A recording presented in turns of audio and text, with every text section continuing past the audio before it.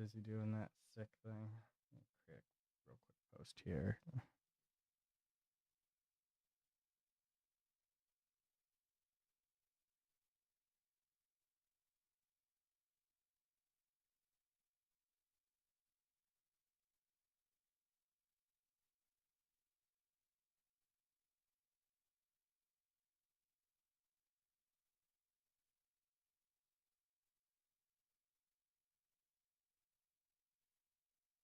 Here we go. Sent out a tweet. And try and start doing that every stream. we'll see how well it goes.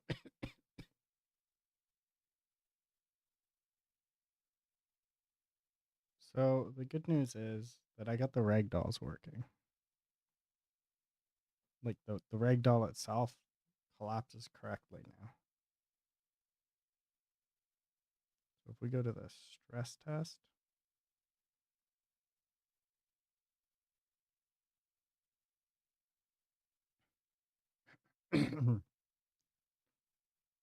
we'll be able to come into here and we can see them collapse. Look at that collapse. It's beautiful.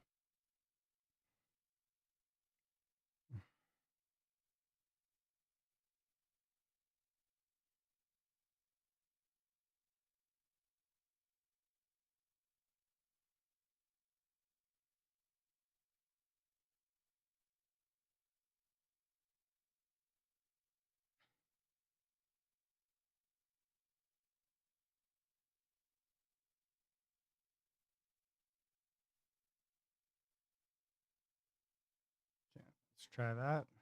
Because I want them to clap pretty immediately. There we go. Perfect. I think that should be enough time, right? Sweet. Okay, so if we go back to our scenes,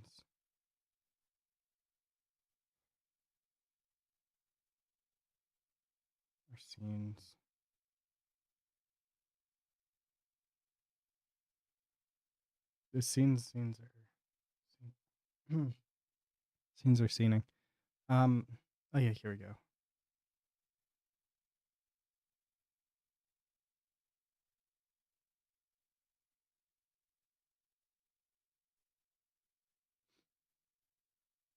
Right, so if I come over here, I drive over this, it should spawn something. There, but she's like half ragdolled.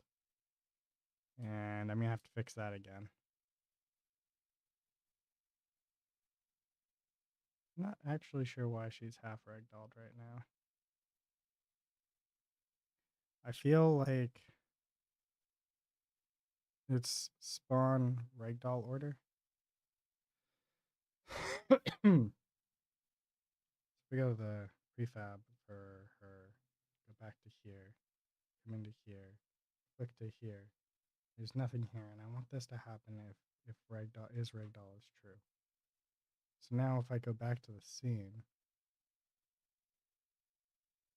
and I run into there, she shouldn't ragdoll me anymore because I don't think that I've got the ability for her to actually do that transition yet. There we go. That's what we care about right there. Did she disappear? No. Okay. Oh, I went live before 9. Holy shit. I went live early, apparently.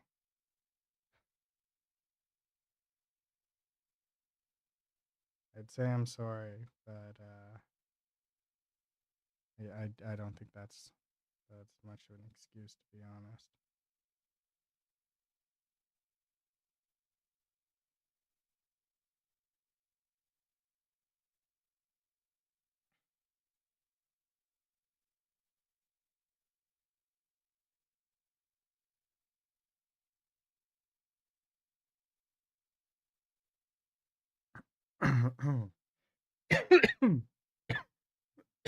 Sup, Chrono? I'm not sure if you saw my tweets or whatever yesterday and earlier today. I am very sick. So fun. Mm. Yeah. My girlfriend got sick and then gave it to me. So I am sick.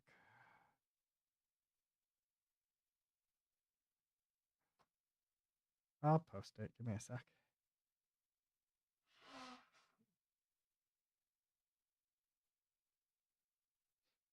I don't tweet very often, but I'm gonna try and start tweeting a little bit more often. Ugh.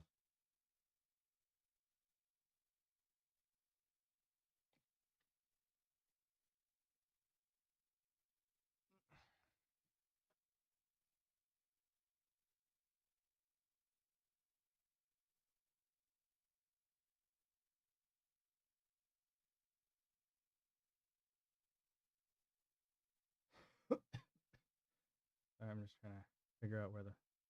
There it is.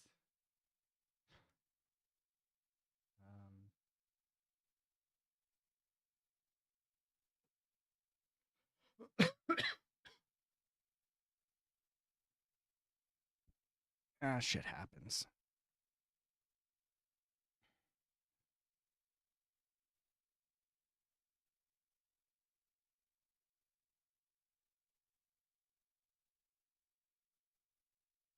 The important thing is that yesterday I was able to work out the ragdoll stuff. Um, Not all of it, but I got some of it working.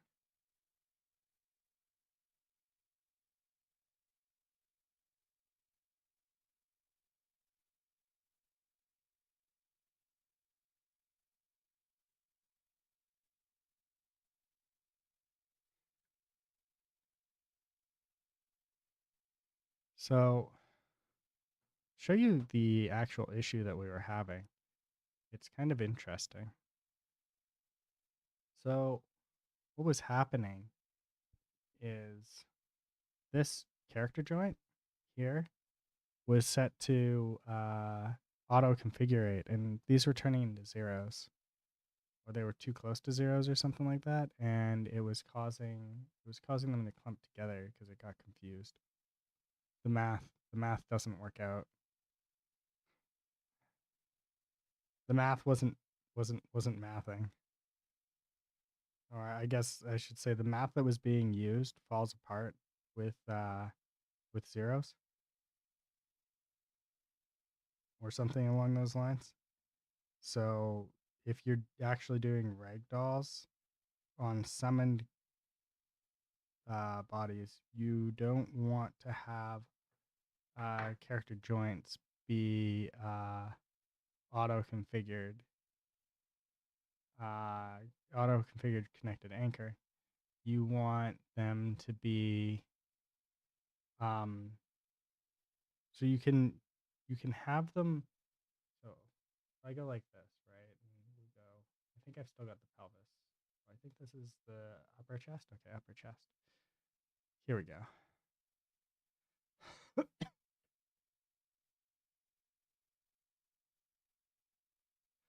There's upper chest, right? So I've got all the values that I want, but if I click generate, it will auto populate these with values. And what you do is you just take these values, write them down, and then you click this, and then you fill them in yourself, and voila, you're done. There was a couple that had zeros, so what I did is I went in and I changed them to just a really low one, like 0.00001 or something like that. Yeah, it was like 6.6 zeros and then a 1 or something along those lines. That's for like the lower arm. I did that for the lower arm on left and right.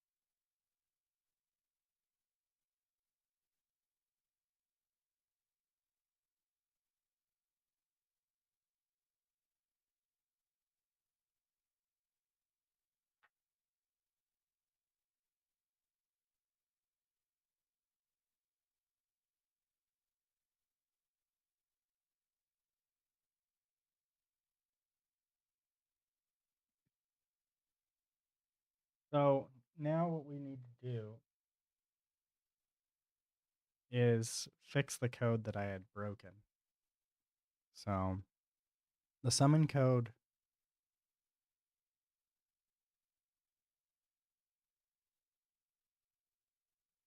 isn't working. Wait, I deleted all the summon code? How is it summoning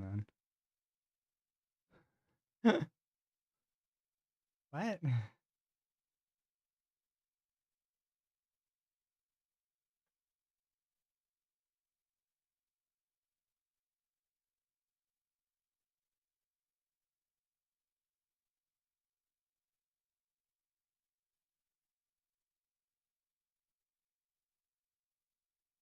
Oh, that's why.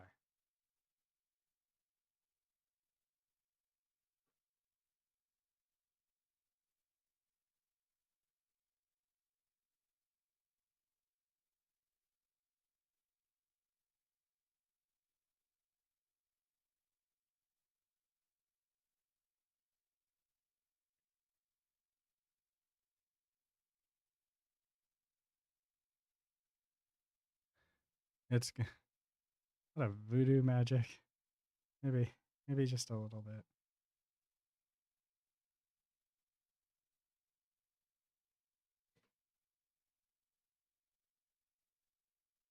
Wait, what? Oh, yeah.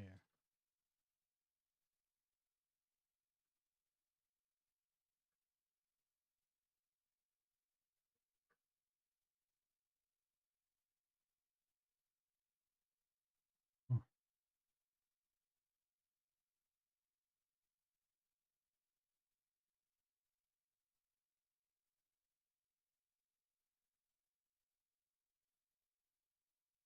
Should ragdoll. And now we do this.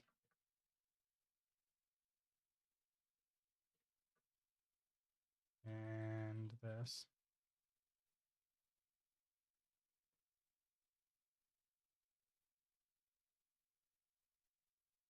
Oh, I am in play mode. Oops. Hmm. Hmm.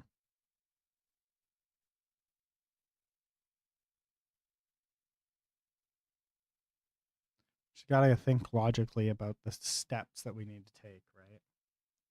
And as long as we do that, we're golden. Just golden.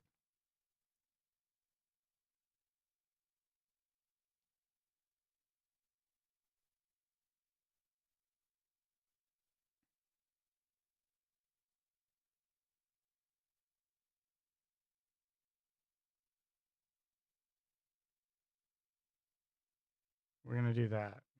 We're gonna do that, and then we're gonna do a build.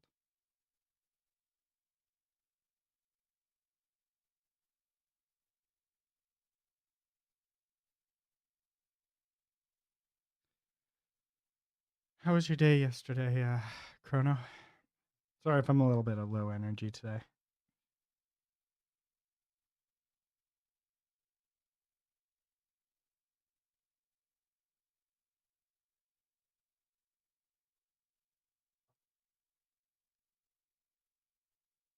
Be right back. I'm gonna go grab some water.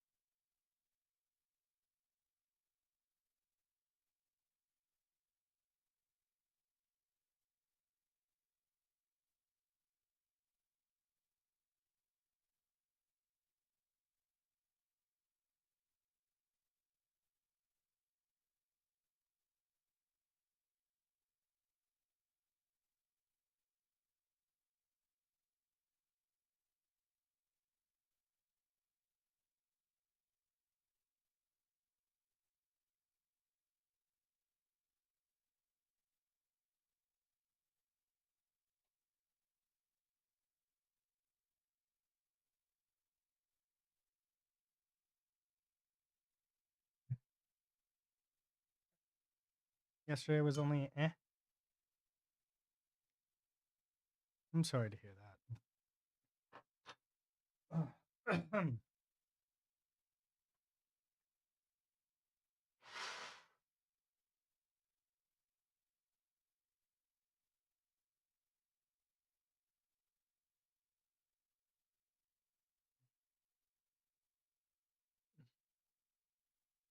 It is never fun. There's something wrong there.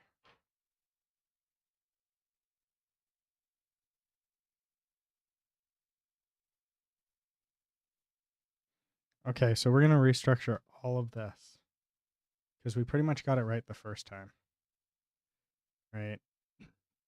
So the trigger happens, and inside the trigger, we do the summon. Summon I want to do separately because it requires us to make a call to destroy things.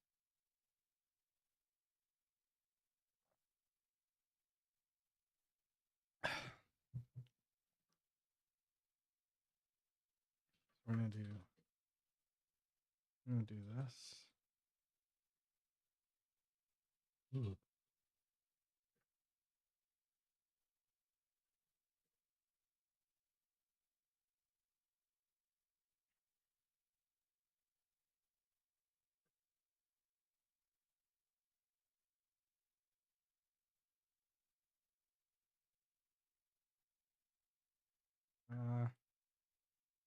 Yeah, that's exactly what we want. There, and then we can get rid of.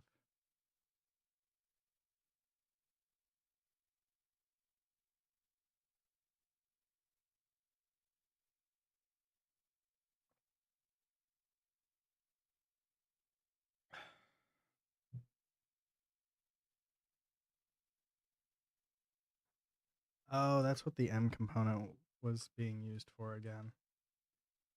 I don't think I've got. I don't think I have this deleted yet.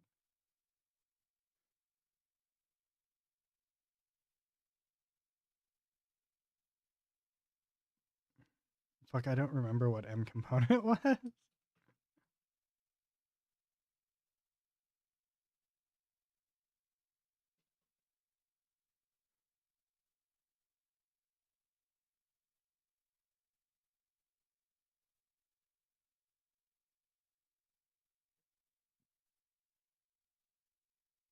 There it is.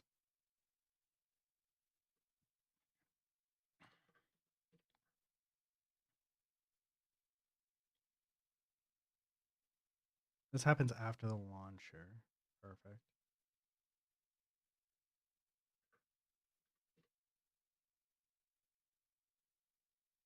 Lauren Taylor, welcome. Are you develop game? I am working on a game at the moment, yeah.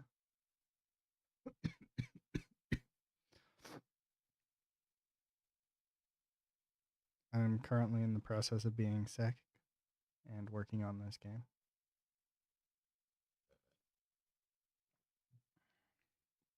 I think this is a circular dependency in the sense that it's a circular dependency. Now I've got to track it down. I know where it is. It sits somewhere in here. One of these is set up wrong.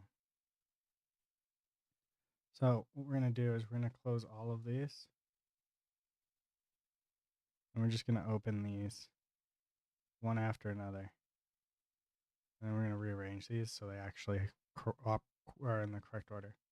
So this is the first one that happens. And this happens after the physics group. After this, next thing that we want to do is the ragdoll enable system. So this will happen after the trigger. There. And then the ragdoll launcher system needs to happen after the summon system. But I want that to happen after this. So we'll do this. And then the summon system will happen last. So it happens after that. And I think that makes us good. and gets rid of our circular dependency. How's your day going? It's coming. Spider-Man. Oh wow. That's an interesting way of ordering. So bear with me. It seems very illogical at first, but the trigger happens, right? And sets the should summon. The summon will happen at the end. And the reason the summon happens at the end is we want one frame to happen between the character summoning and the character ragdolling, because we find that that gives the best performance. What I just mean is that gives us the ragdoll will usually ragdolls more correctly at this point. Then the launcher can only happen after the ragdoll summons. So, after the ragdoll is enabled. So, this is the order that makes the most sense.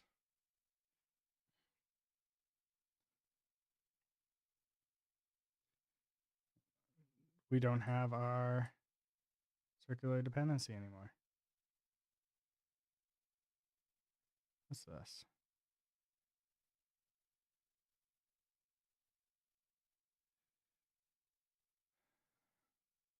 Okay, so this is good. The trigger, perfect. The summon works perfectly. We do not need a local to world though, so we're just gonna get rid of that.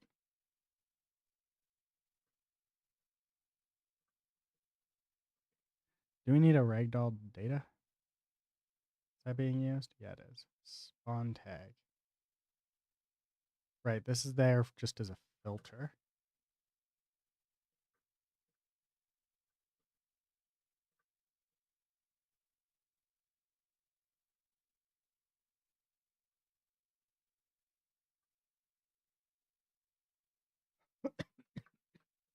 I was so out of it yesterday when I was editing this. I fucked it up so bad.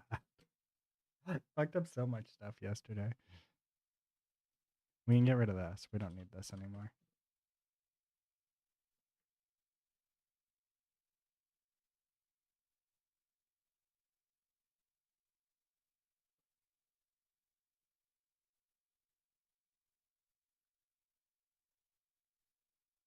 Looks good, ship it. Hey, you're entirely right. It looks the greatest. I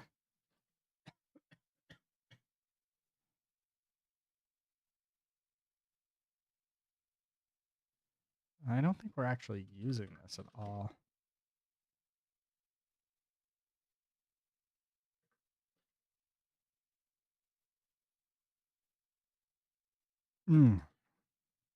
How are you feeling today, Demon Frederick?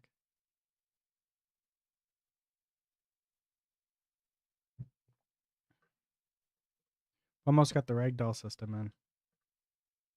Pretty happy about that.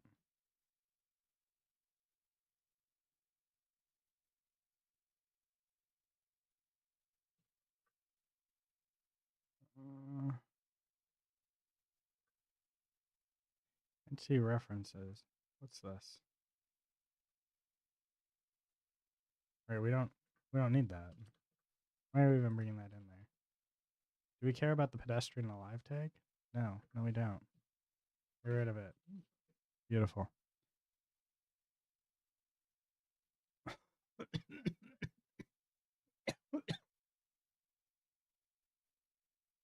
Okay.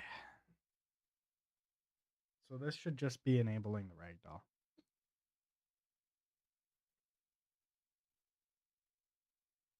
Here we go. Should enable ragdoll. Default is true. So this should be happening. So we're just gonna double check it. I think like most of this is being disabled. Not quite, but we'll get there. Let's get back to the ragdoll actually happening.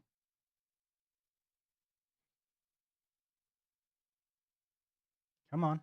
Come on. You need to ragdoll. You should be ragdolling.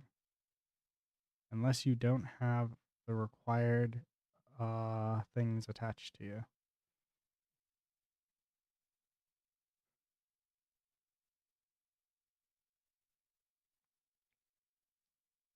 That would be why. Why is she not working? I imagine it's because of that. Oh, there we go. She's frozen. So I think here what we want to do is we want to grab our truck. I want to see where she's at in her.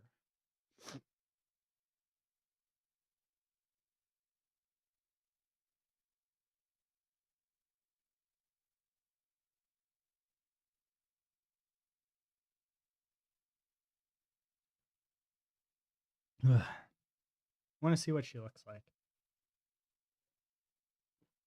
physics wise. Something's causing the something's causing it not to exit the walk animation correctly. It's like right here, right? There we are. Yeah, she's not exiting the animation correctly.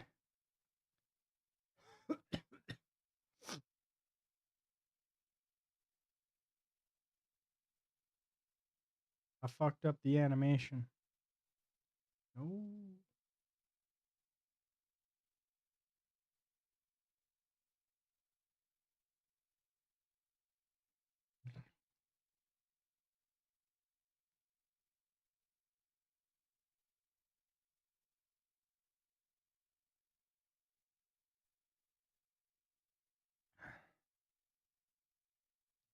Wait. So why isn't it working? I open up her. Oops. Ooh, excuse me.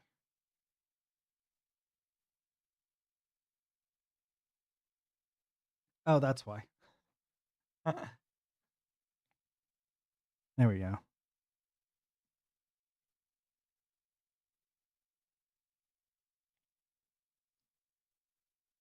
Beautiful.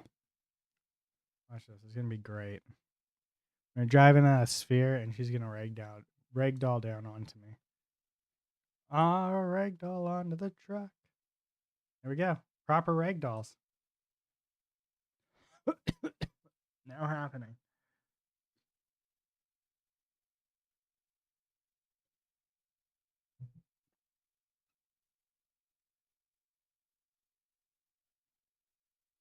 I will actually. I do plan on releasing um a demo game of the Unity demo game soon. Probably I want to do it on Friday.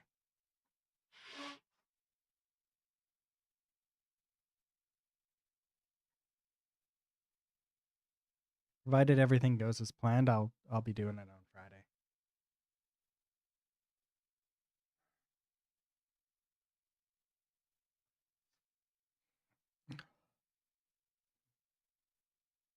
So this is the next part. We need to do the impulse. So we're gonna make sure that we've actually made sure that we've attached the pelvis again. Here's the hip. Ragdoll pelvis. Let's also make a commit. Just gonna do this.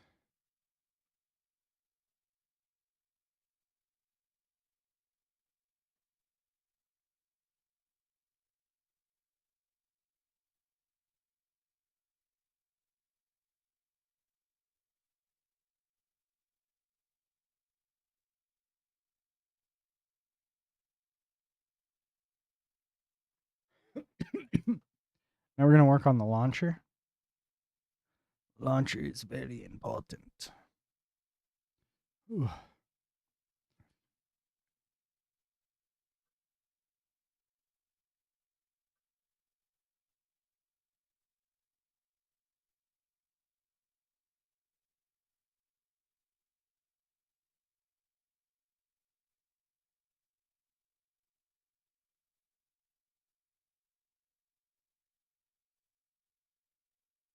All right, she should go flying at this point, right? Because she has physics attached to that bone, if I'm not mistaken. I'm gonna double check in a second here. One eternity later.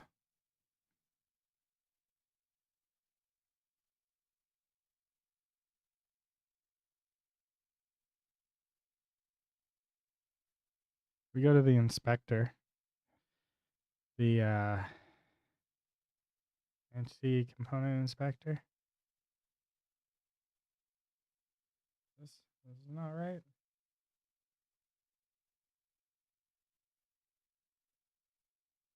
Weird.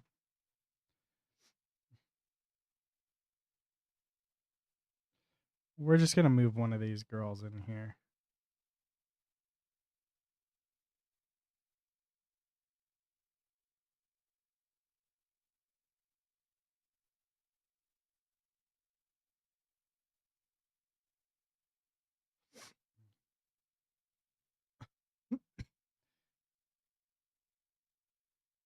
Need to put her in the subscene. Oh right. You might be right.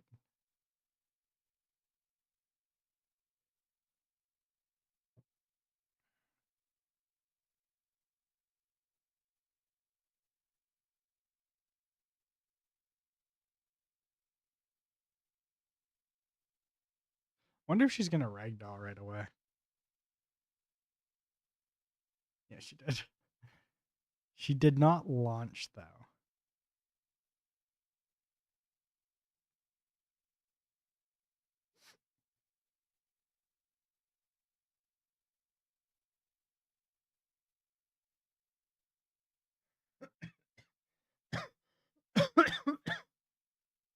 So she's not launching, and I don't think it's because of yeah, it's the switch to the switch to ragdoll animation is working fine.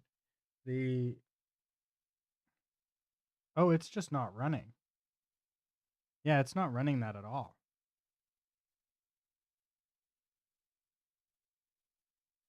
Oh.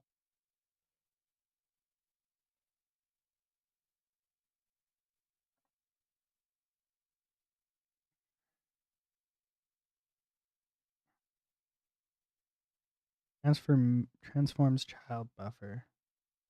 Editor render data. Pretty good.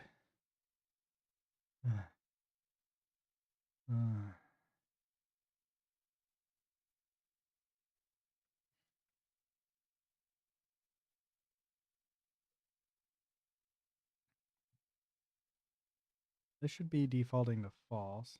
Yeah.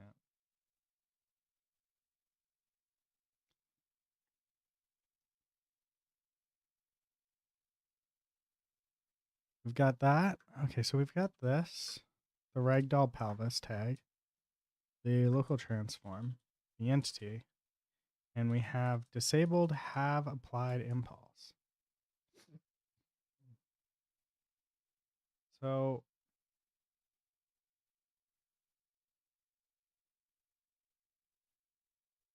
disabled have applied impulse. Yeah.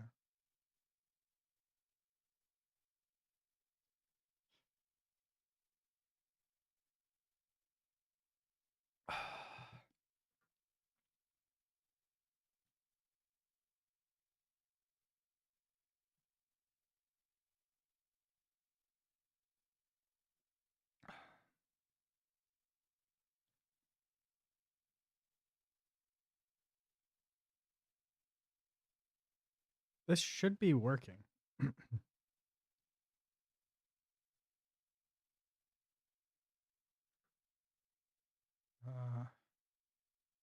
No. Required for update is ragdoll pelvis tag.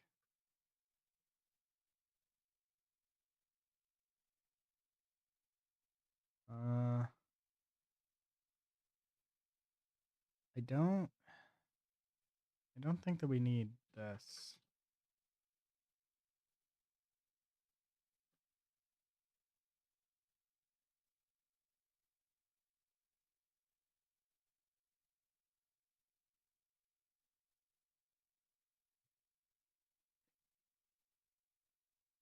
some point I'm going to have to drink my coffee.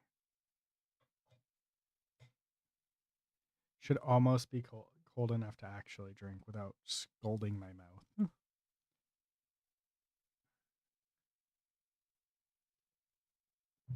A bit bitter today.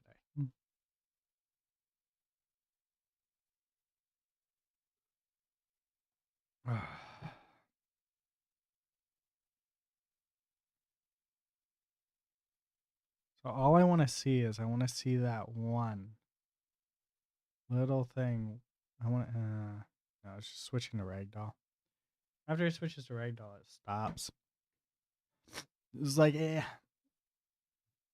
know nothing. I have not done this. So we can get rid of that. We don't need that. So let's come back to this. We're just gonna do this. Right. Okay, so this one's required. Now I'm gonna take this here. And I want to see if we're here at all. Is this running at all?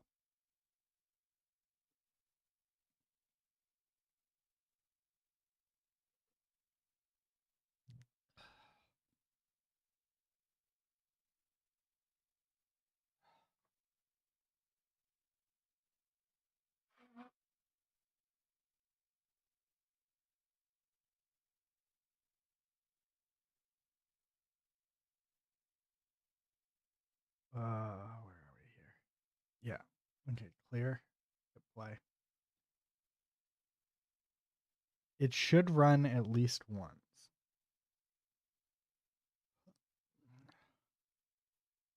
Okay, so it's running. So it's a problem with the ragdoll hip bone.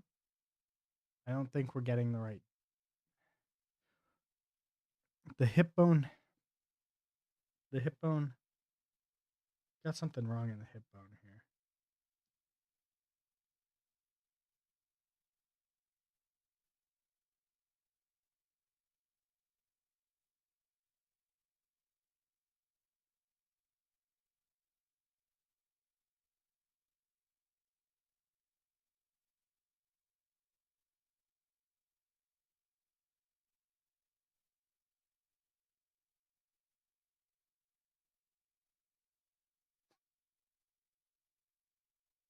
So this is happening. But this is not happening.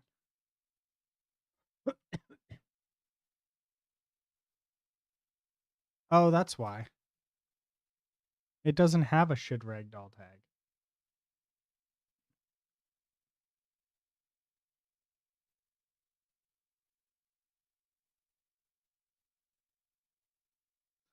Yeah, the parent has it, not the child.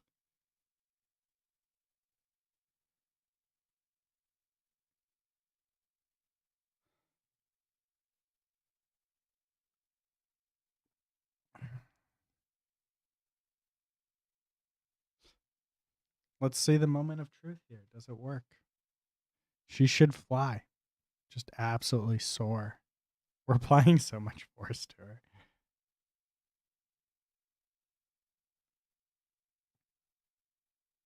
I think we're applying a lot of force to her. There we go. Hey, we're actually getting a rigid body index. That's actually kind of important.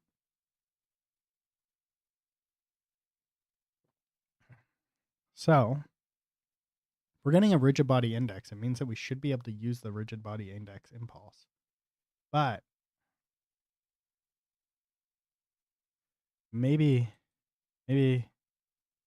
what we do is we do this because we're not actually driving right now. We're just more like sitting there. And if we're going 0, we don't want it to read 0. We just want it to read pump, pump, pump it up.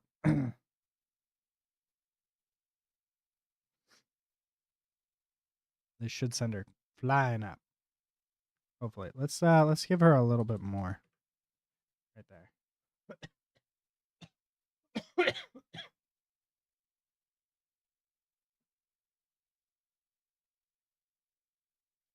We're gonna do the pelvis tag. And I think the pelvis tag here, we're gonna actually redo this as not a pelvis tag. It's gonna be the impulse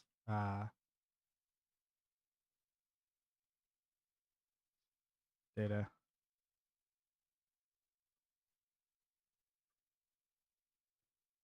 And then here we'll say int, or sorry, float, force to apply, force modifier.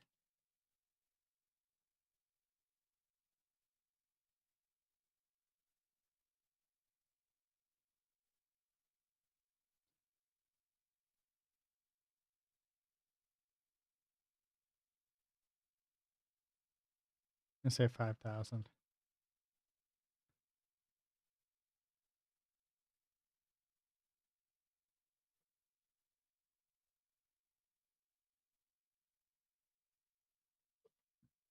Excuse me.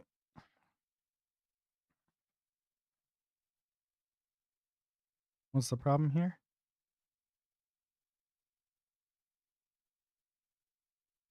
Oh, my bad. There you go. This will be the pelvis impulse data.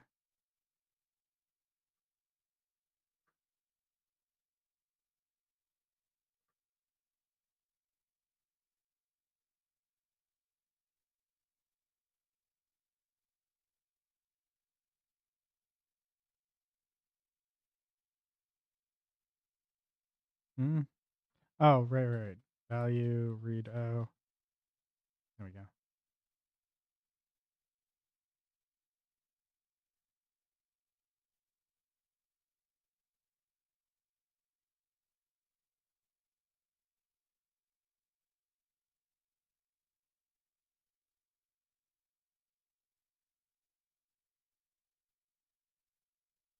You better go flying, bitch. And she doesn't go flying. What's her her modifier should be defaulted to 5,000.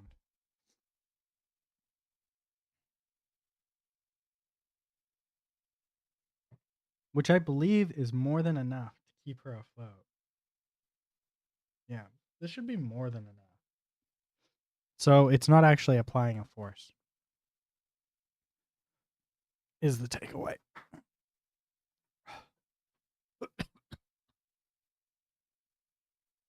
The takeaway is that we're not applying any force. So let's go to the gameplay vehicle.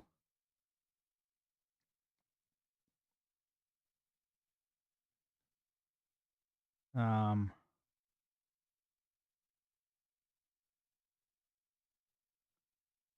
control system.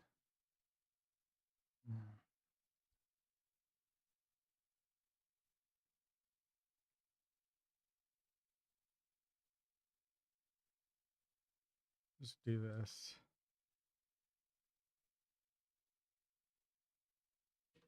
Yeah, they're doing it on Physics World.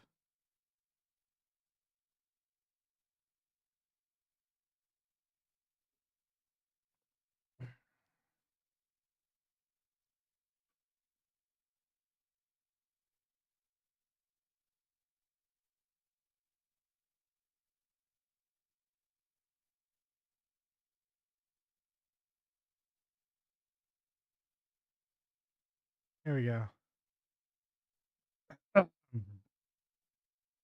There's the Physics World.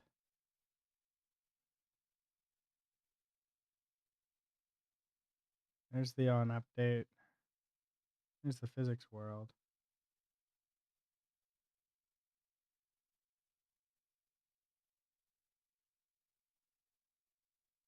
Huh?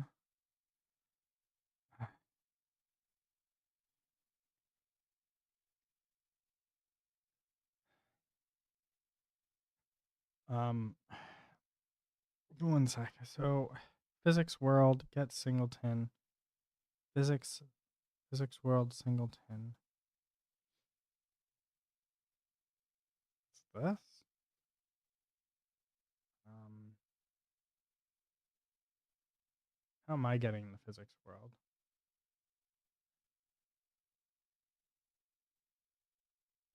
I think this is the same.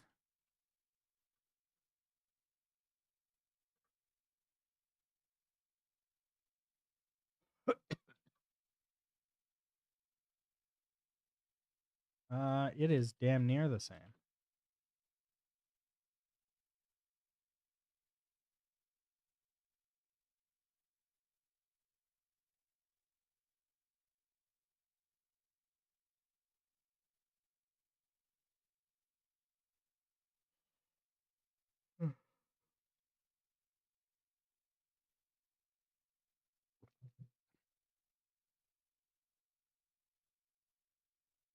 Why is theirs a little bit? Theirs is a little bit different.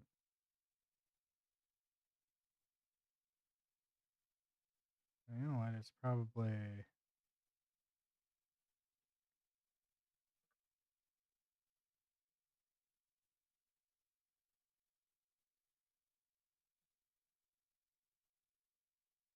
It's probably this.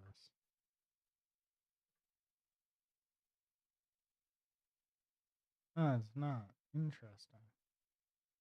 Why is this one? Why is, this one works. This one doesn't. These are the same. They're both Strax.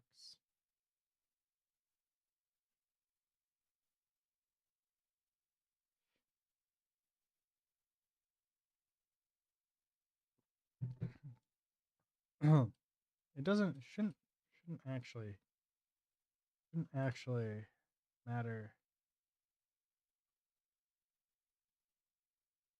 This is system API. How do they make it capable of doing that?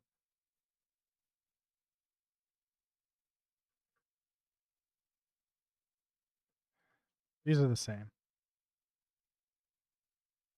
Yeah, they're identical.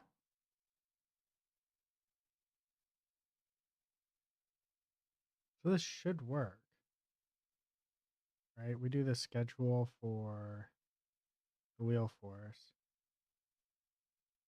and then we apply the impulse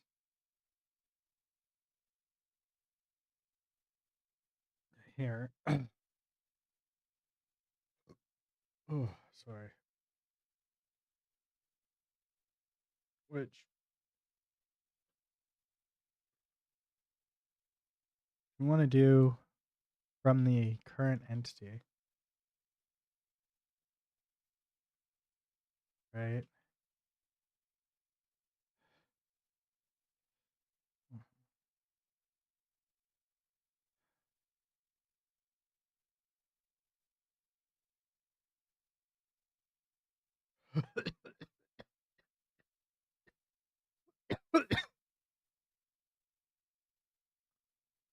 And then we do this,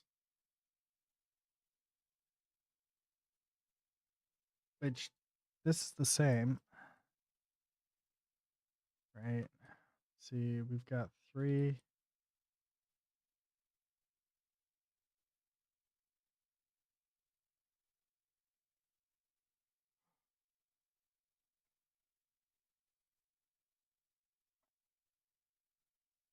This should just work. Oh.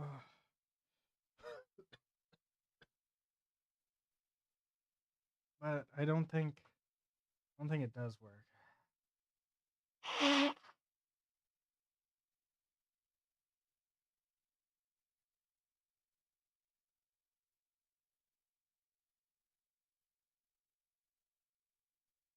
He explicitly calls out stuff for the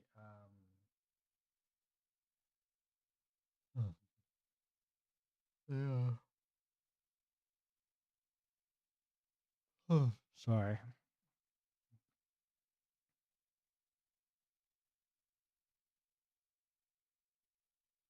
Um, Ruku. Rukan.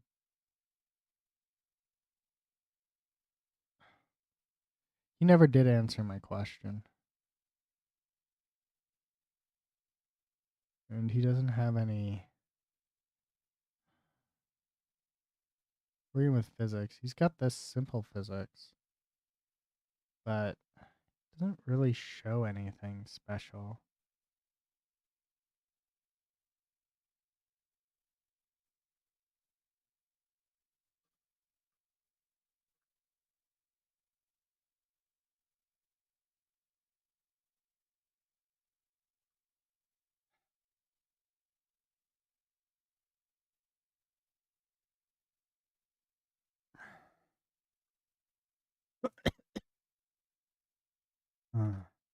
Let's just do this. Give me a second here.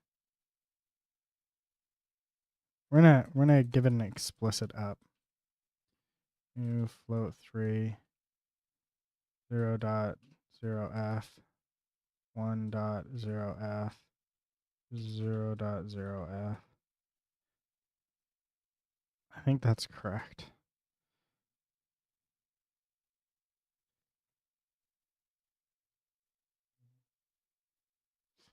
Because up is always up. We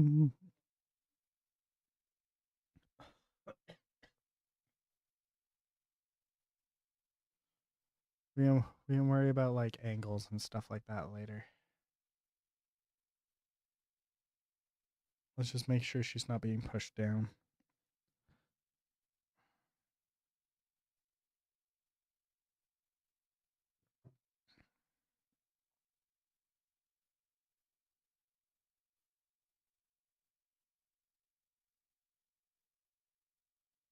The system I can barely read this. What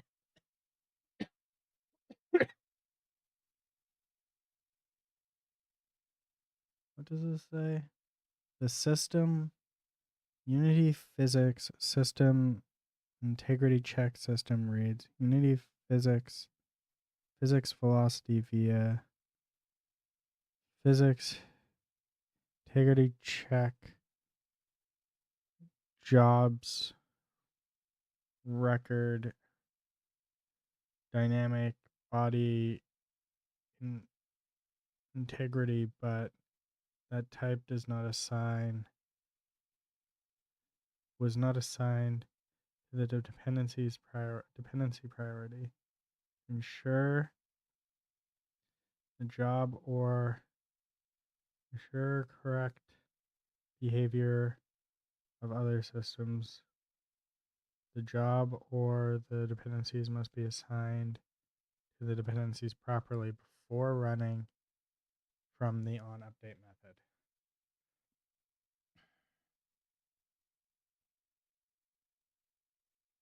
Hey, that is important.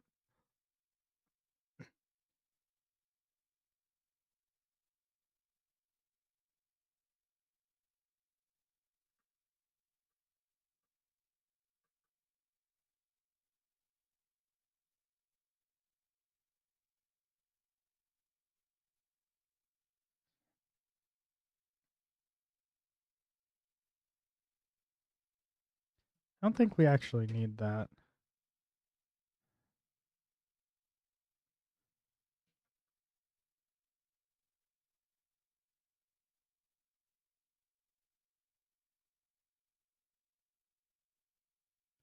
I feel like this is going to fix the problem.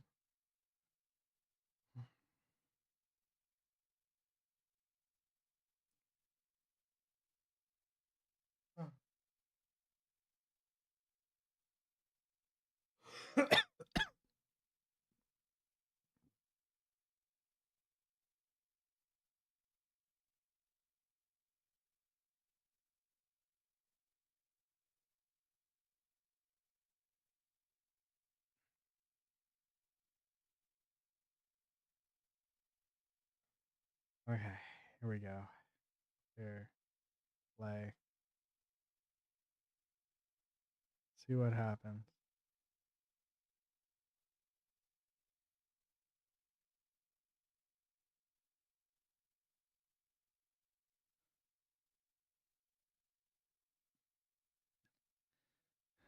That's the problem. I don't have the answer right this moment, but we will find the answer.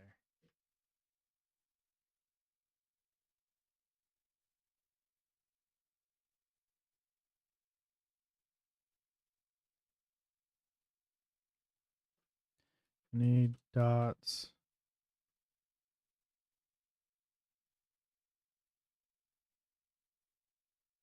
How to add force and dots.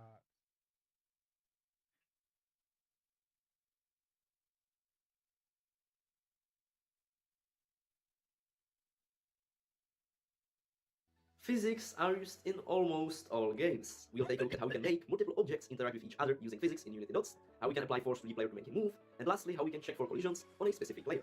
To be able to use ECS with physics, we'll need few packages. First one is entities package, second one is collections package, third one is the entities graphics package, fourth one is mathematics package, and fifth package, which is probably the new one for you, is the Unity physics package. First, we'll take a look at how we can add rigid body to some objects and make them work with ECS. It is actually really simple. In our hierarchy, we'll again need to create new subscene where all of the entities are, and under the scene we can create any object we want, so just right click, game object, 3D object, and I will create just some cube and spheres. So I have just added a cube with a box collider, which will be our ground, and I have also added two spheres, where one will be our player, and the other ones will be just some collected items, and to all of these spheres, I have added a rigid body component. Now, even though this looks like we are not doing anything with the entity component system, when we play the game, select one of these spheres and go to the inspector, set the mode to runtime, we can see that Unity has automatically added few components for us. For example, the physics damping, physics collider, physics mass, velocity, and all of these components that we would need to add manually if we would want to create the object through script, or we could just instantiate a prefab with the rigid body component already on it. I can also try dragging one of the balls up and then just letting them go, and you can see they are falling and physics are working as they should be. So adding physics to our object in dots is really simple. Next we'll take a look at how we can actually make the player move, so we'll be applying some force to it. And for this I will need to create a ball component, ball altering, and ball system. The ball component is just holding the movement speed of the player. The ball altering script is really simple. I have already done this many times in my previous DOTS tutorials, so feel free to take a look at them. So this will just allow us to set some beginning move speed of the player before we run the game, and then it will just create the entity and add the ball components to it.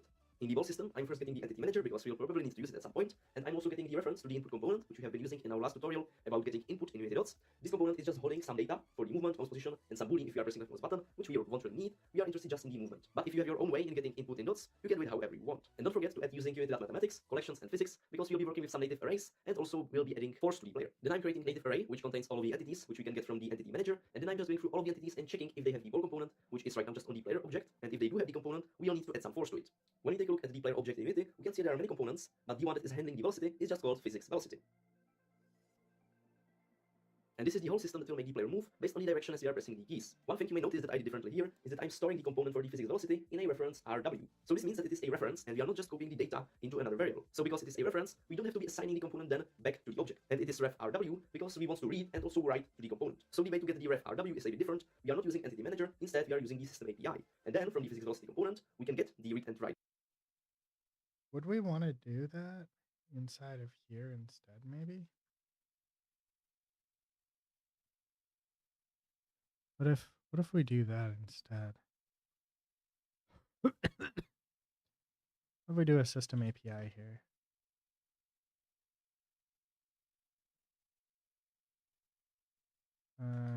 Component read write.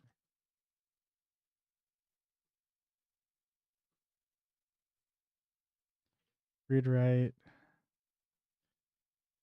Physics. Wait, that's physics velocity. No, that's not what we want. Right value. From it, we can access the linear velocity and just increase it based on the direction that we are pressing the keys. So movement.x, multiply this by the speed, also multiply by delta time. On y, we don't want to be changing the velocity, so I'm keeping it just on 0, and on z, it is the same. Like in Unity, just don't forget to put the ball altering script on your player. And now, as I'm pressing WASD, it is adding the force, so even when I let my hands on the keyboard, the player is still moving. And when the player pushes some of the spheres, you can see they are also moving and they will fall down. Next thing that we'll be working on are the raycasts, so I will make a trigger that will be just detecting if the balls fell from the ground.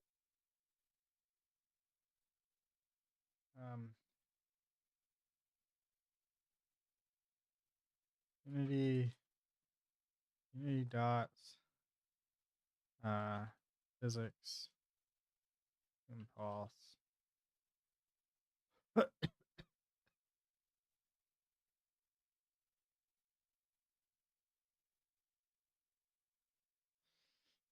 I made a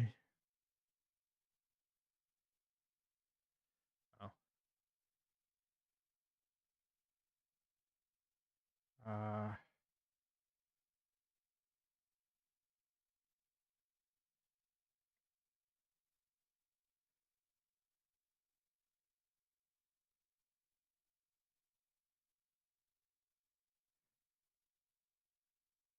set up a new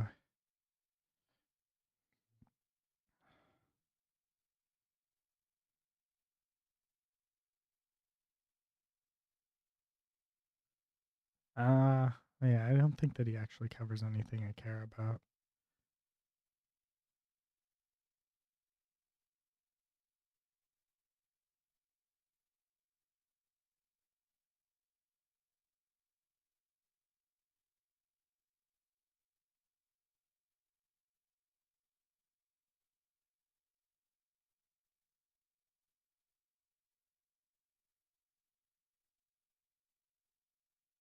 Showing you how to do the equivalent of a rigid body.add force inside Unity's new physics system for the entity component system. Now, if you're familiar with the add force method in Unity, then you know that it gives us a way to add physical forces to objects within our game in order for them to move around and interact with each other. And this is an extremely handy method to have. Now, if you tried to use this in Unity's entity component system, it's really easy to miss because it's actually set up as an extension method called apply impulse. Now, this apply impulse method basically allows us to apply linear or angular forces on our object. Now, today we're going to keep things simple and just apply linear forces to our objects. And by the way, if you are still new to Unity's ECS and some of the stuff just isn't making that much sense to you, I will leave some links to some other videos that I've made up in the card as well as the descriptions below. It's going to help you get up to speed on some of the terminology as well as how to set up a project in Unity ECS and kind of going over the basics of what entities, components, and systems are. Anyways, before we get into it, I'd just like to say if you do find today's video helpful, I really appreciate if you hit that like button. Also, feel free to subscribe to the channel for lots more videos about Unity's entity component system and their data-oriented technology stack. Of course, if you do have any questions for me or suggestions for any future videos, feel free to leave those down in the comment section below. And before we talk about adding forces to an object, we need to talk about the difference between an impulse and a force within Unity. So if you're familiar with adding forces to rigid bodies traditionally within Unity, you know there are 4 force modes that we can apply forces to our objects in different ways. Now, these force modes are broken up into 2 categories where you have instantaneous forces versus continuous forces. And within each of those categories, you have a force mode that factors in mass into the calculation and one that does not factor in mass into the final force calculation. Now, just to keep things on the simpler side, we're just going to be looking at force and impulse today. And even though these are 2 different force modes, they're really the same thing. The only difference is that an impulse is all the force is applied instantaneously, whereas with a force, that force is applied over 1 second of time. Now, to demonstrate this, I've set up this little scene in Unity where we have 2 spheres that are implementing 2 different force modes. So the green one is implementing the force mode, whereas the blue one is implementing the impulse force mode. Now, these are still just regular Unity mono behaviors right now, but you'll see if we go into the force sphere, I've set the force mode to force and has a force amount of 10. Now, over on the impulse sphere, I've set the force mode to impulse and the force amount to 0.166 repeating. And basically the way we get that is if we just do 10 divided by 60. And I'm doing divided by 60 because I currently have my fixed time steps set to 60 steps per second. Now, normally in Unity, the default is 50 steps per second, but I've changed it to 60 steps per second, which we'll be talking about when we get to the ECS portion of the video. Now, here's the code that I have set up for this particular example. Just inside our fixed update function here, as long as we're holding down the input key, we're going to apply a force to the rigid body using rigid body.add force. And this force vector is basically going to control the strength and direction that we're going to be adding force. And then finally, this force mode is depending on our force mode, if we want an impulse or a force or an acceleration or velocity change. Now, if we enter play mode here and I hold down the space key to begin applying a force to these spheres, you see that they move at the exact same speed. And you see that if I pause it and move frame by frame, you'll see that these spheres move at the exact same speed. So again, when we set the force mode to force, we're basically spreading that force out over the 1 second period, whereas when we do impulse, we're applying an impulsive force to the sphere every single frame. And don't worry if you don't quite understand this, I'm going to have a link to a website down in the description where it basically just explains this in much better detail than I did right now. Now then, moving on to the ECS portion of this video, basically I just have this plane here. It's a simple plane that I made with ProBuilder, and I've attached the convert to entity script on here with the conversion mode of convert and destroy. Now, one thing that you do need to keep in mind if you are going to be recreating this yourself and you're using something like ProBuilder to generate your mesh, make sure you turn off subdivisions. By default, it sets it to like 3x3 subdivisions, and a problem with that in the current Unity physics implementation is actually when the sphere rolls over one of these subdivisions, it causes it to bump, and that's kind of an unfortunate behavior of the current deterministic physics engine, and I can leave some links down in the description for a little bit more documentation about why that happens if you're curious. So again, just make sure that you generate your mesh without any subdivisions and you won't run into that issue. And then over on the sphere entity, basically I have it set up the exact same way as the other spheres with a sphere collider and a rigid body, but this time we just have the convert to entity script as well as the move force data authoring script. Of course, that move force data authoring script is a custom script that I've created. So it's a public struct called move force data that implements the iComponent data interface. We also have the generate authoring component tag above it, and that allows us to drag this component onto game objects inside of Unity, and then at runtime this will be converted into an ECS data component. All this has on it is a public float for the force amount as well as a public key code for the forward input key, which is the key that we'll press to apply a force to our object. Okay, so here we have our add force system, and this is where I'm going to be creating the system that allows us to add forces to our ECS entities. So at the top here, we're going to make sure to include the following libraries. So we'll of course need unity.entities, unity.mathematics, unity.physics, unity.physics.extensions, which is actually where the extension method lives that we're going to be using to apply the impulse force over time to our objects. And then finally, we just need the Unity engine library. So of course we have a public class called add force system, which inherits from system base. And when we do that, we just need to make sure to implement the onUpdate method. In here, I've just kind of created the basic container of an entities.forEach function. So we're going to refer to our entity as sphere, and then now we're going to need a reference to a few data components. So you'll see that we have a reference to physics velocity, just called physics velocity, a reference to physics mass called physics mass, and then finally we do an in for read only on move force data called move force data. Now the first thing we're going to do is check for input, and inside here we can calculate our force vector. So we're going to be casting this to a float 3 because that's what we're going to be using in ECS as opposed to a vector 3. But we're going to calculate this by doing a vector 3.forward, which basically just gives us the forward direction, multiplying that by our move force data dot force amount, so basically how strong we want this to be. And the final thing we need to do is multiply this by delta time. And again, we're doing that so we can apply this force over time rather than just all the force at once. Now, in order to get delta time, we actually have to go outside of this entities.forEach, and we can just do a var delta time equals time dot delta time. And then we can just come back here and multiply by that delta time variable. Now, one thing to point out is this onUpdate function is currently running once every frame. And because we're going to be moving forces and doing physical interactions and things like that, we want this to run on a fixed time step in order to get predictable results out of our game. So in order to get this to run on a fixed time step, we have to add an attribute to our class here. So we're going to be adding in the update in group type of, we're going to be looking for the fixed step simulation system group. Now this means that the onUpdate function is going to run on a fixed time step as opposed to a variable time step based on the frame rate of our game. Now by default in Unity ECS, this is set to 60 steps per second, which is why I set the regular time step in Unity to a time step of 60 steps per second. Unfortunately, we changed the fixed time step in the project settings in Unity. It does not affect the fixed time step time in the ECS world. As of right now, the documentation says that right right now, in order to change the fixed time step, you actually have to set the time step every single frame. Anyways, back to applying forces. All we need to do is just go to our physics velocity component, and we're going to do a dot apply linear impulse. So again, this is going to just apply an impulse in the linear direction, and we just need to pass in our physics mass component as well as our force vector. Now again, just keep in mind, because this is an extension method, this doesn't quite work. But let's try it. We've got this, right?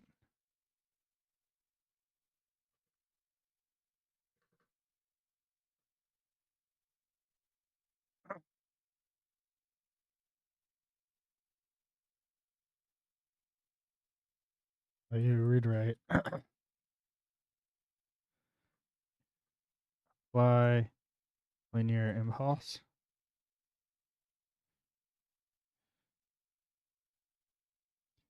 What do we need to apply here?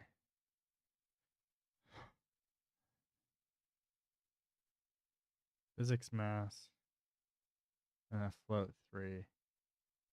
That's it?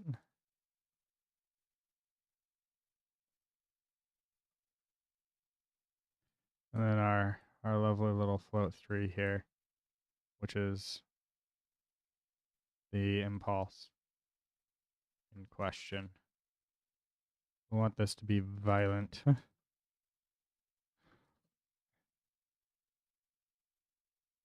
What's the problem here? This ref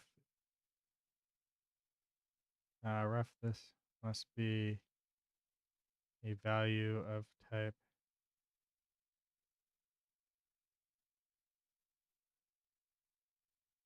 what?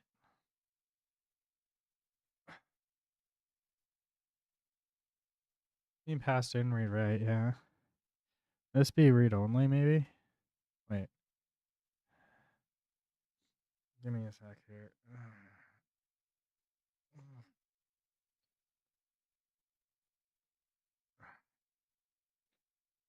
Let's do this on the fixed step as well, I think. I think that might be good.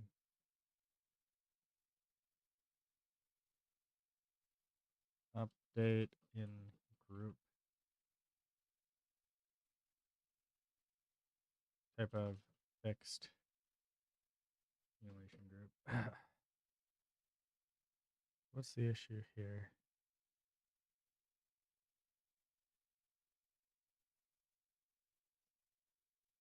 Must be no.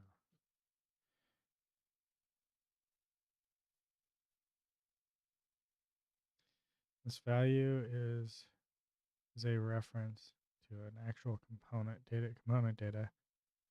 It is safe to use this field directly. It is also safe to make a copy of the value.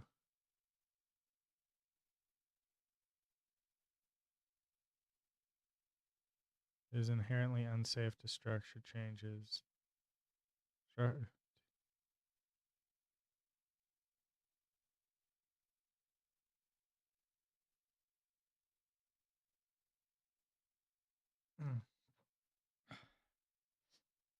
What if we just do apply impulse?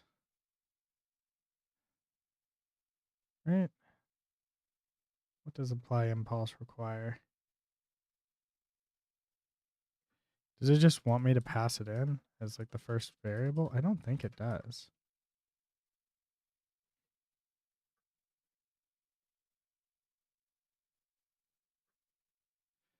I think it just wants this.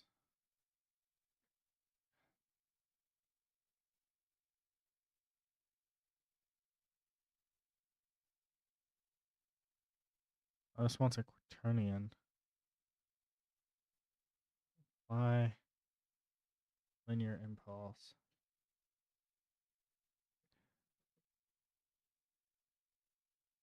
You do need to make sure that you do include the physics.extensions library here. Otherwise,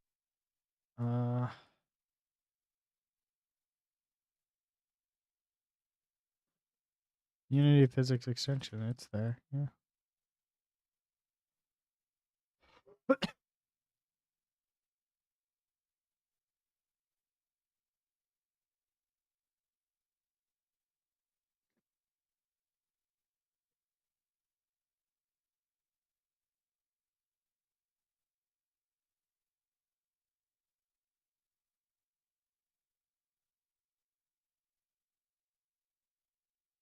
Does it want me to do this as a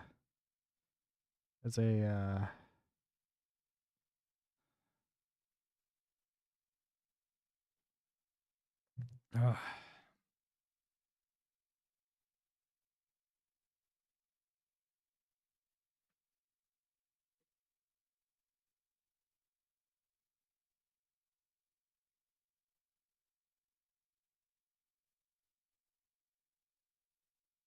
The physics world has an apply impulse method, but how can we pass a that's actually not really what my question was. Ugh.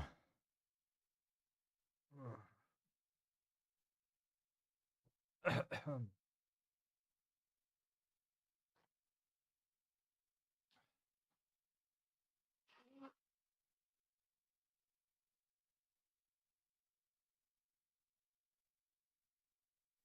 Be right back.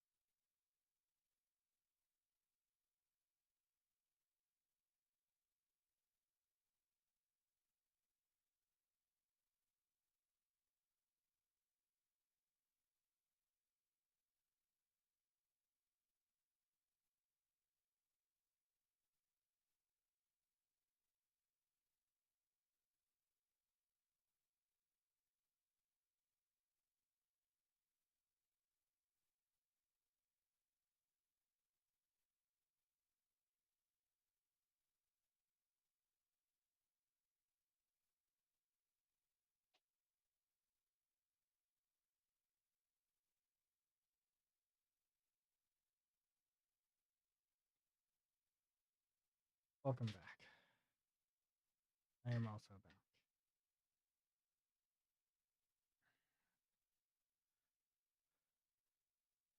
Now to try figure out why this physics world shit is not going to, it's not working.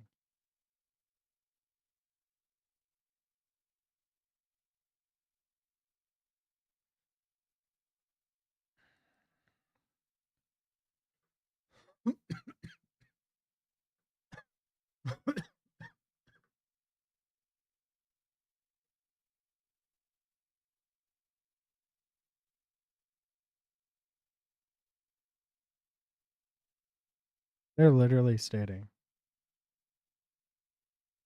that this is correct.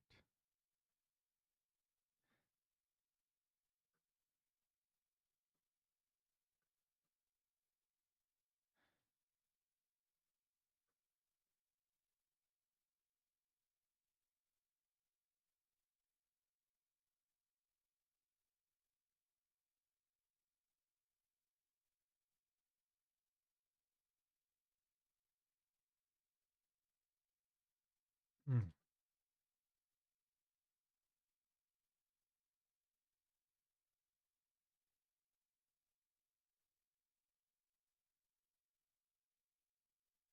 Oh, that's always good.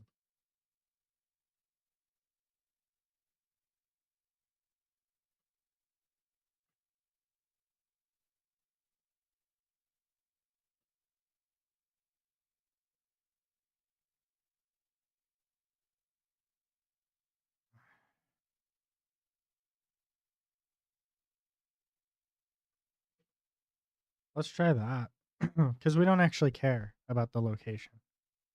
We don't care about a location. We just care that we're adding it to the force. We're adding it to the rigid body.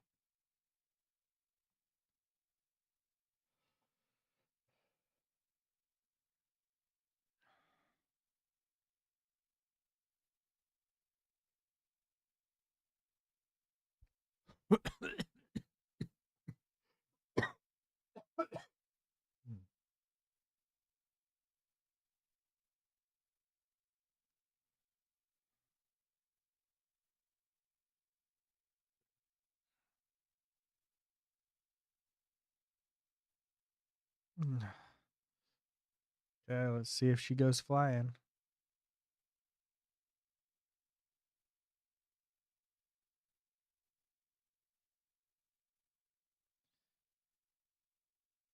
Yeah, it's.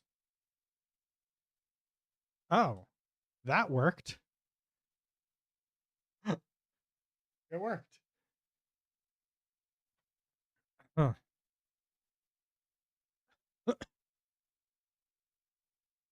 It entirely worked.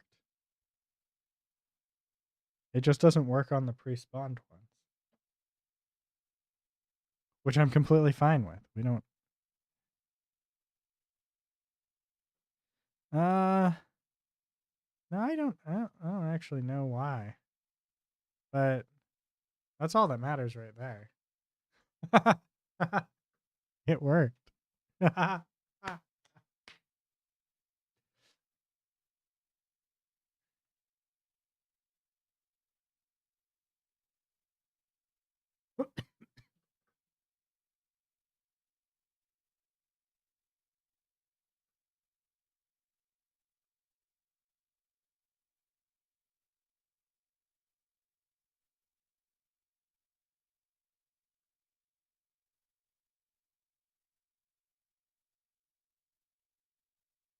It only does it once, regardless.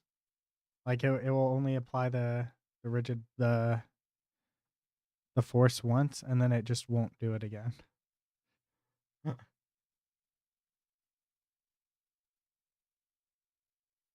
Which honestly, I don't know if I care. At least not now. I don't know that I care right now.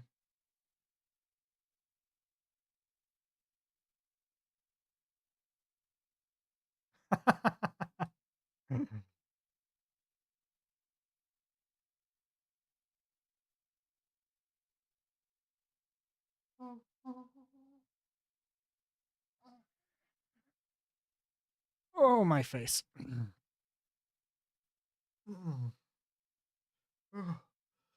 Oh, that hurts. Oh, oh, oh God. Oh. So good. So good. Okay, so it works. You can delete this one. This one's not useful anymore.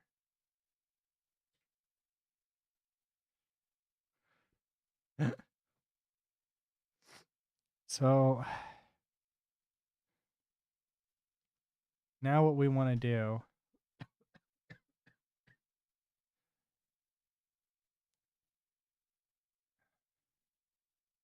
is we want to open up her.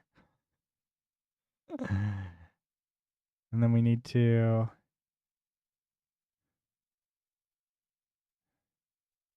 create an empty.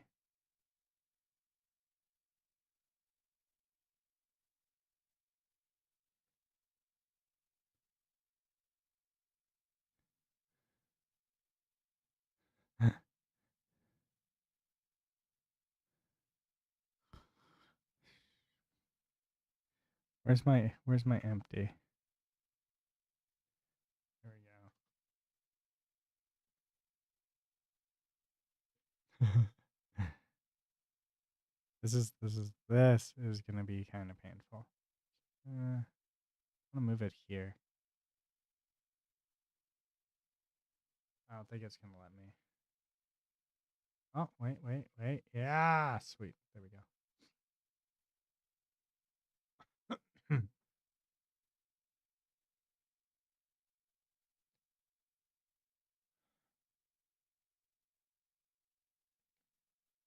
Let me click here.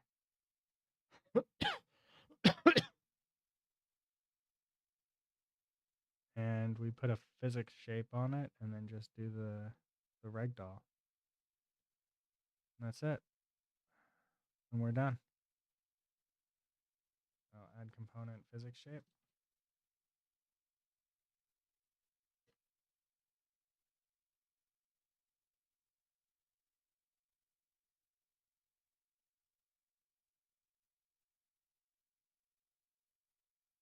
Do we want a capsule or a sphere? Kind of thinking a sphere because spheres are cheaper.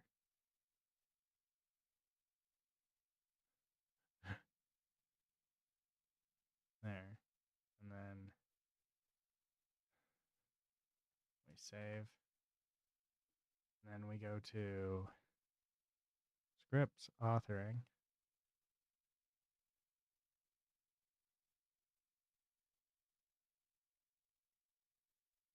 And we do that, and it is ragdoll authoring.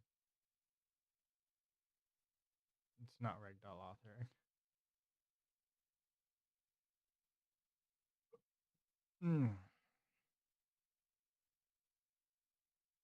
It's ragdoll data.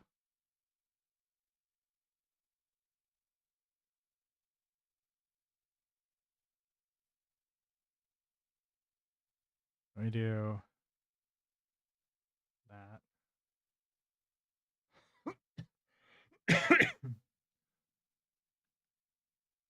And then we go back to scene. We take a look at this and we copy. Let's put one of these in and then we'll just update her directly.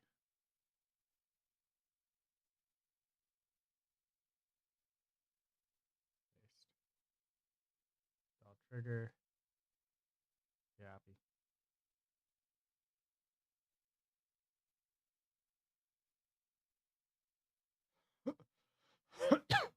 Paste. Raise event triggers. Raise trigger events.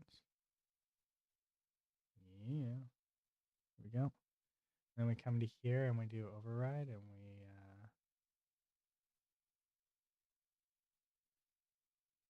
we apply. There we go.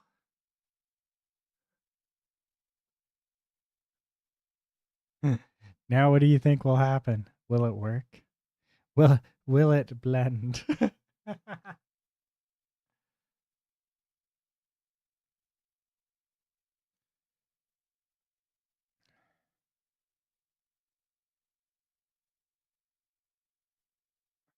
There we go.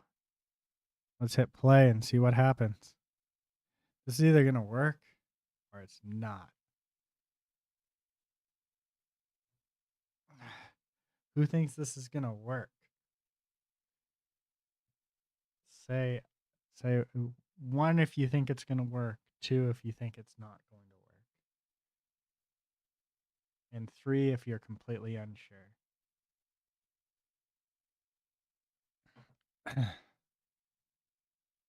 Sweet. You have more confidence in this than I do.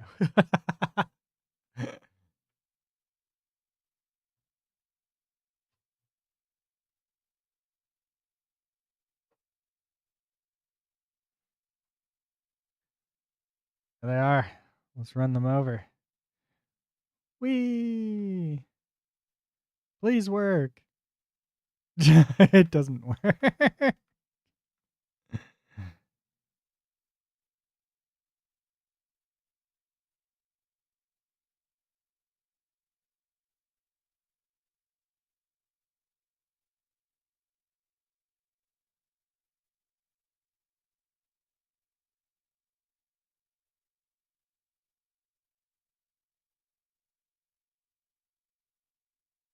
I wonder if those aren't actually like. Wonder. Huh. All right. Doesn't work. My hopes and my dreams being shattered, y'all. We're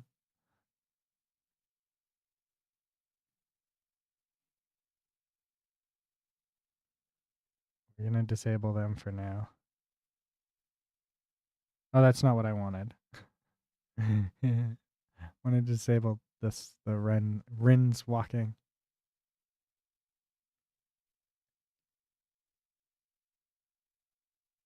Just disable them. Bring one of her in. No, I'm gonna find out what she's up to. I think that it's not the collision's not happening because it's happening on this GPU, not the CPU.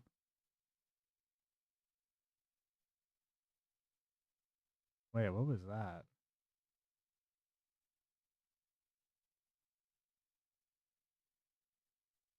Interesting.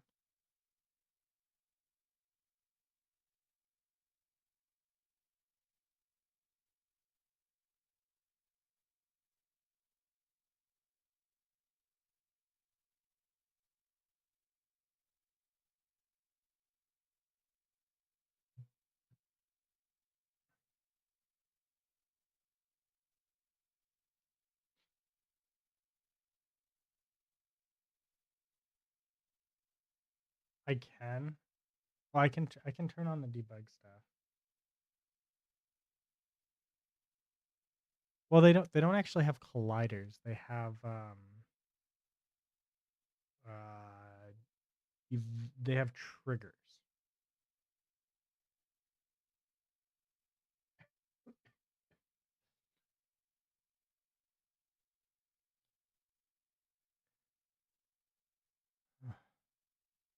Oh, she's not even.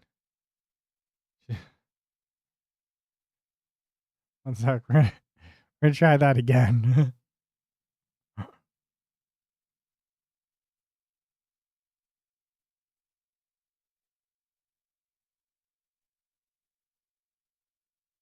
Yeah, I don't think the trigger's happening. Oh, actually, I should probably take a look at that.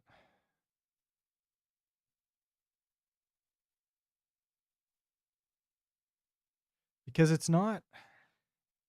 I think it comes down to it not being attached in the correct manner.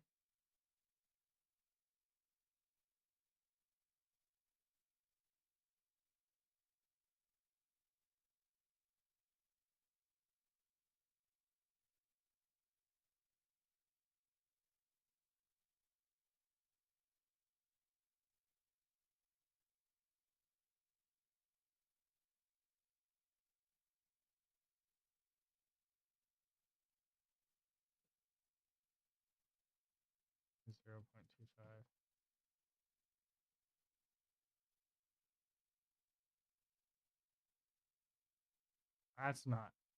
Wait, what?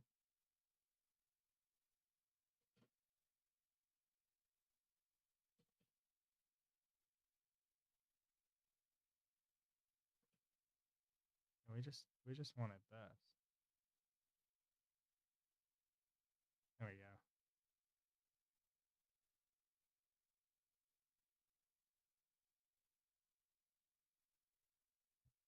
It doesn't exist. The trigger I don't think exists.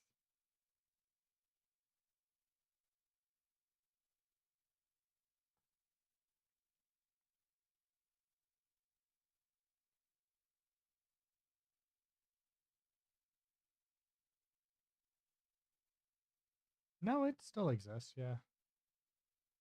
Huh.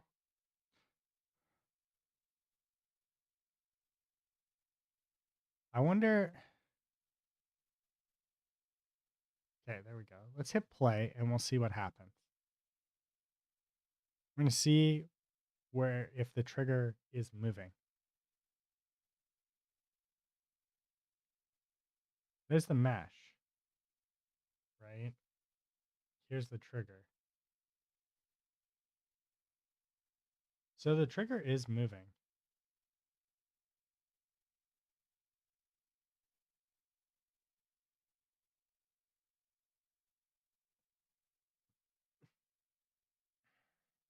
The trigger's moving with the mesh.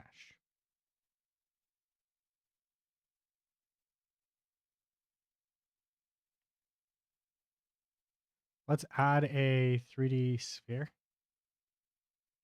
We'll make this sphere a little bit smaller here. Maybe 0.5.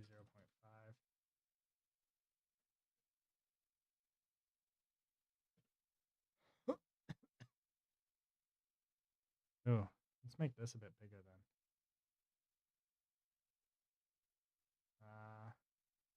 then. No, no, that should be good. There we go. Yeah, this is good. Okay, then we go back to here. We have overrides,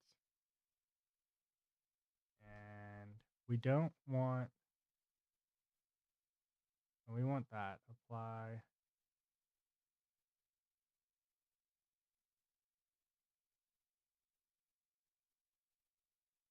And I think we do want this transform because it's on the ragdoll spawner. There we go. Now we should see that sphere now. So we can target the sphere on the body and see if that works.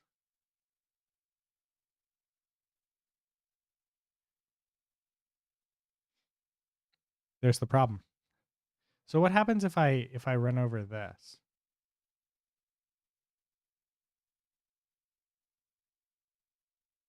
Oh. It's it has hits.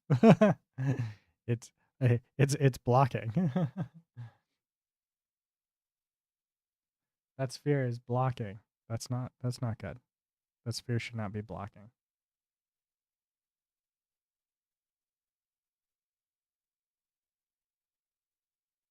Wait a second.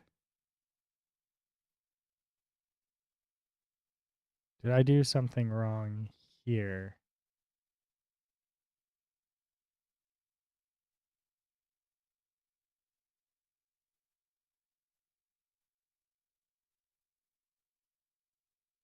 Oh, this shouldn't have a collider on it. Remove component. That's why. There we go. This is not the trigger you were looking for. Yeah. This object will be considered static. Add a physics body authoring component if you will move it at move time.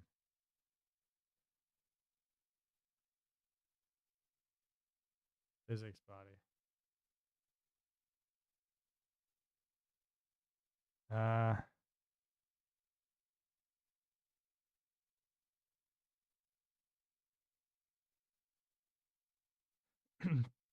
Target will be unparented during the order to take part in the physics simulation. Interesting. I have a feeling that this is going to cause a problem. But we're about to find out. We might have to make a system that we attach to that to follow her. I don't know where the physics, I don't know where the trigger is. Is there a way to like outline triggers in this?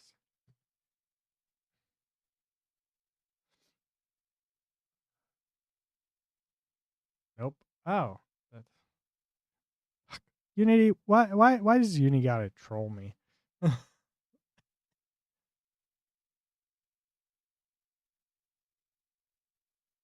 Oh wait. Draw trigger events. There we go.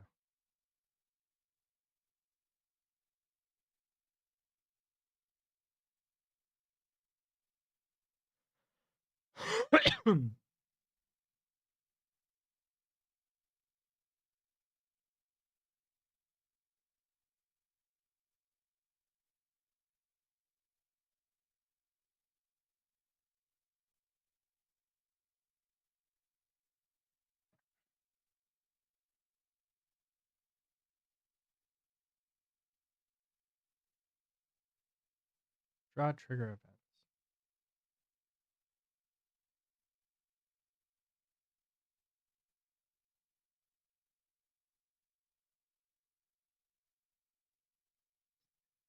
Enables the debug display the collider's access.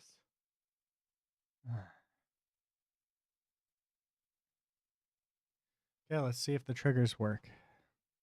I think it's that the trigger's not keeping with the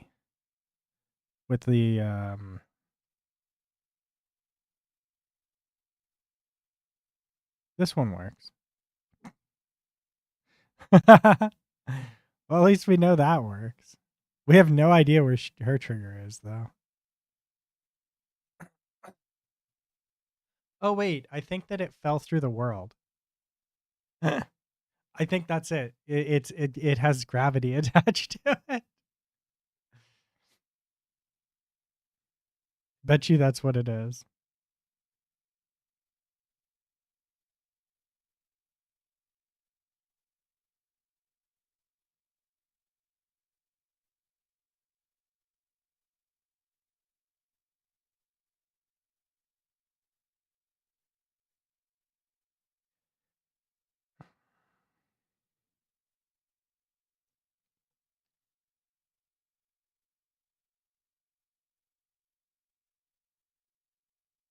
Yeah, it's deparented.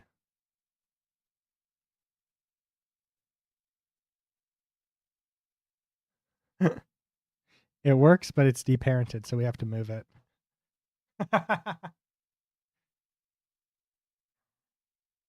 So you know what that means.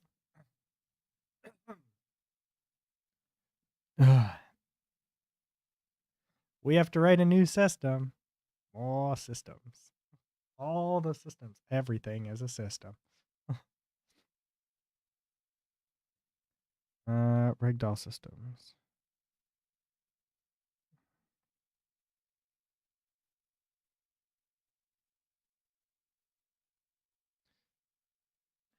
Ragdoll. Trigger. Move trigger system.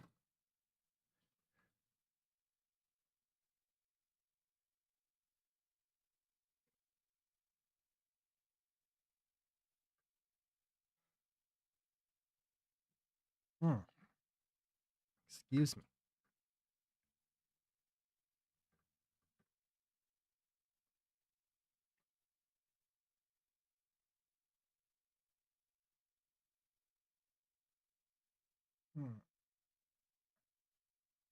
We don't care about that.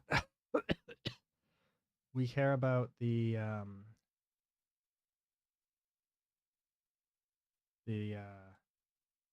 what's attached to this thing.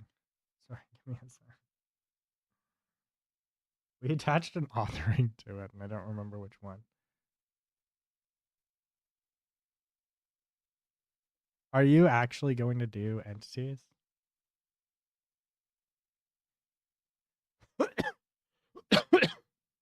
I'm gonna ask you straight up: do you actually have a reason to do entities, or is it just because you wanna be able to help me?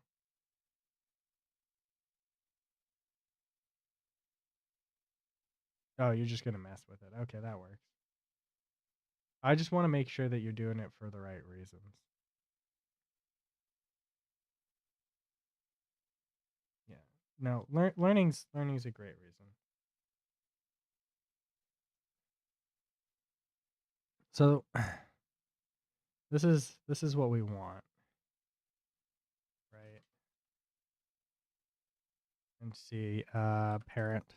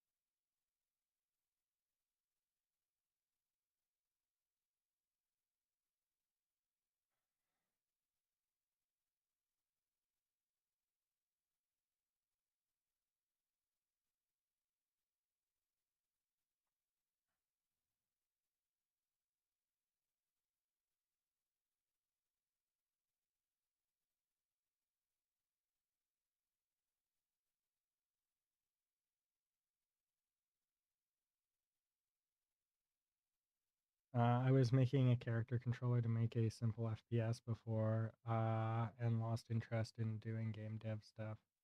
But this seemed a little interesting to try. It can be. It's definitely highly performant. So that's always nice.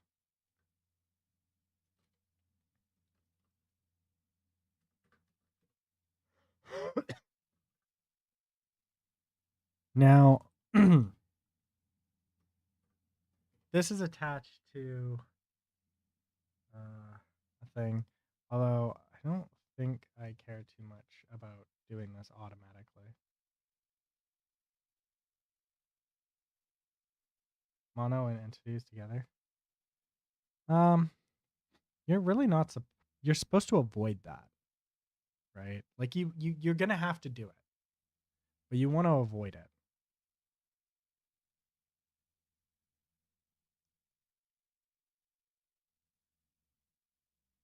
Wait, what do you mean my build failed? You didn't give me any errors. Give me errors, god damn it. Oh, no errors this time.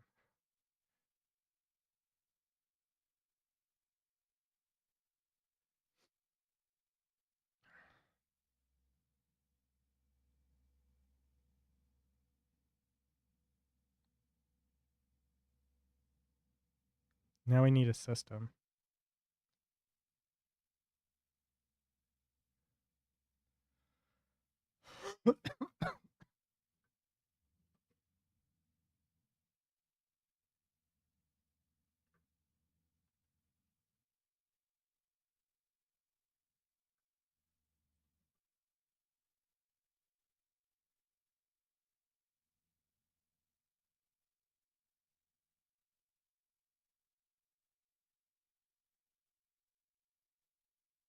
Yeah, but I see no other way to do events without it. What?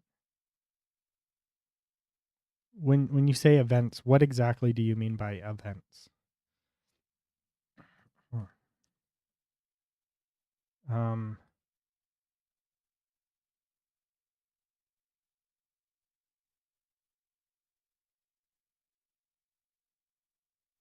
why not just use event handler?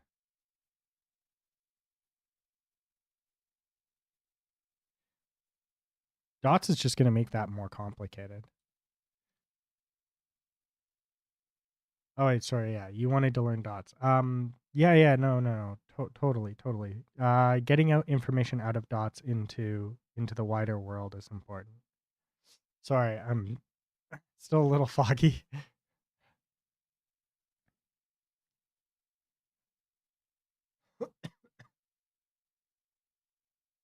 Okay, so we need to get all the parent entities, which is pedestrians.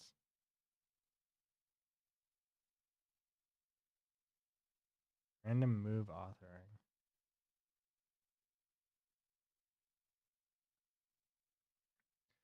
For each. So we want to do the get lookups for random move authoring.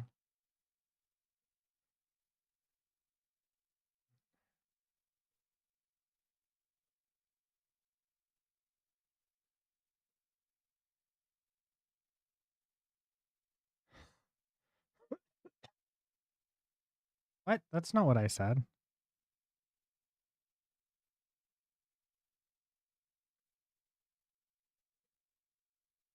None of that is what I want.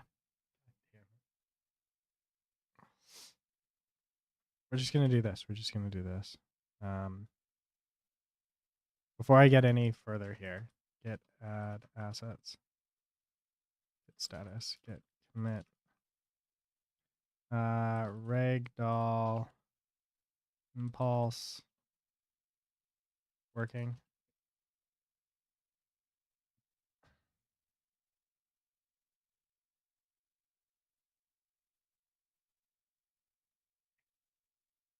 I can still use burst in jobs even without entities.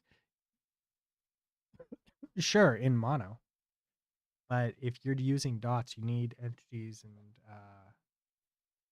you need entities specifically, right? I don't know enough. I don't know enough about Unity outside of dots at this point, because like I've only ever done dots effectively in Unity. Such a weird thing to say.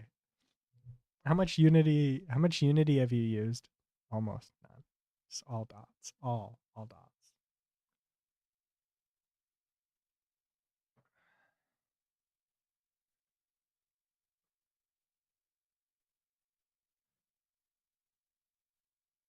Um where's my lookup? Here's my lookup. Oh, it was this. This is on the on create,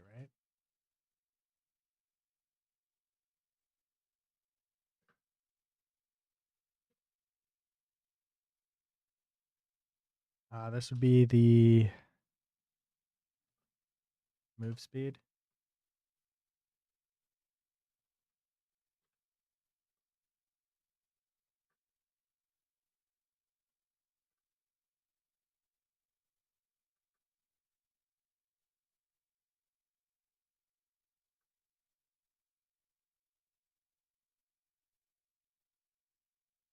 And this wants to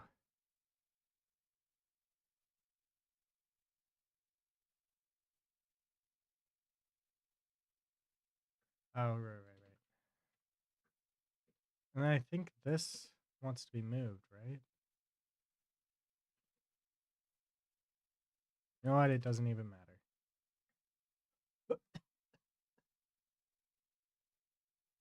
This is the ragdoll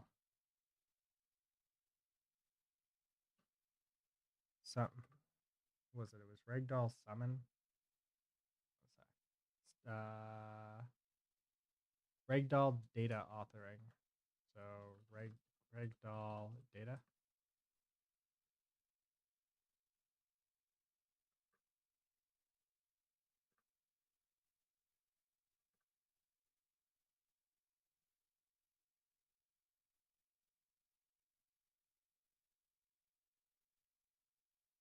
Get parent.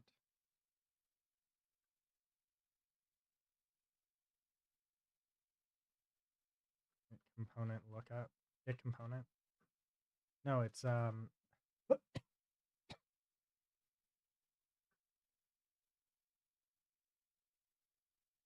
it's move speed lookup. Like parent entities. parent entities dot entity exists ragdoll data. This needs to be read only.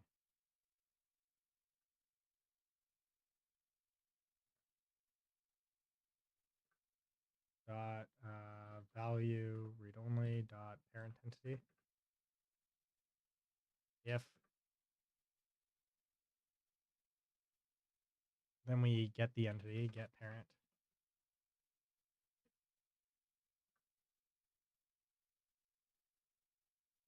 Get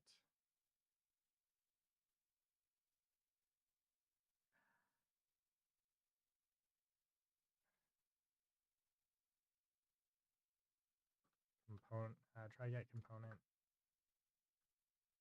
Give me 1 sec, I'll be right back. Oh wait, still got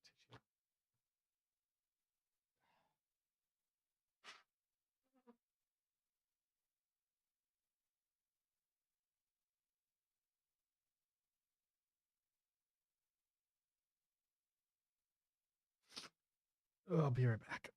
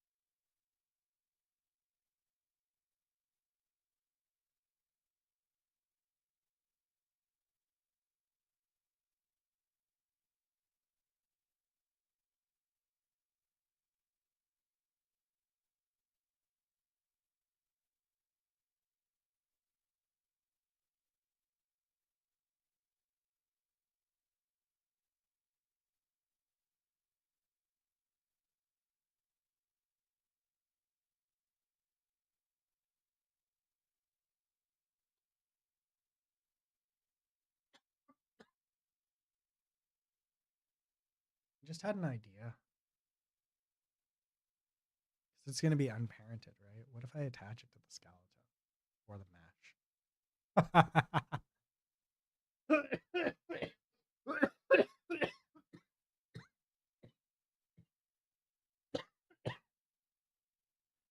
my god.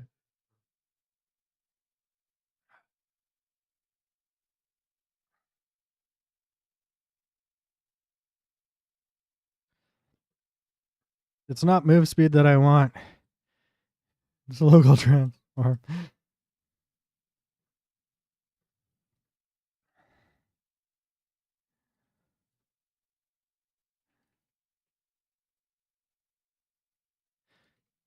Is it this?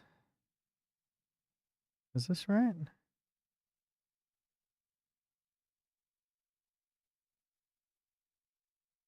Try get component.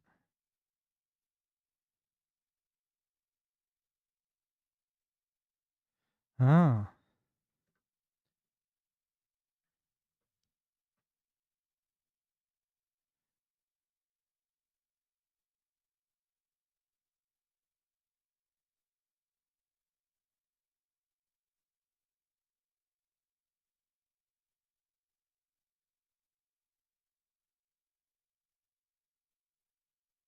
Character controller. Not the best way to learn it. Looking at the kinematic character controller and for dots. I think I just want to make a simple 2D spaceship. That might be the way to go. What does this do? Try get component, right?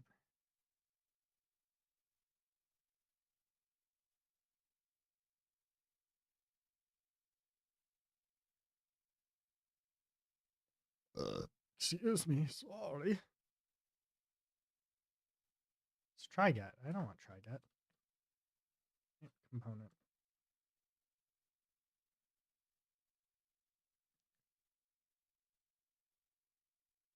Oh, okay. Why does it keep giving me a try get? Get component.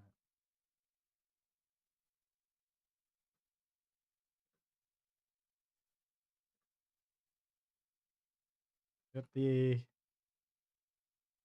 parents local transform.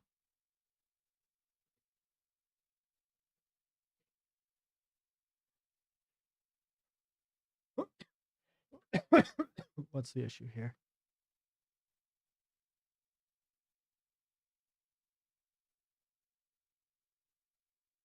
Wait, what?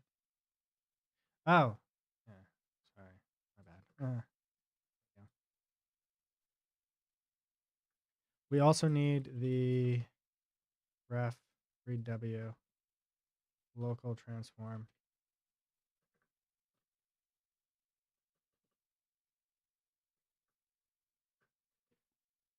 Because we need to change that. Update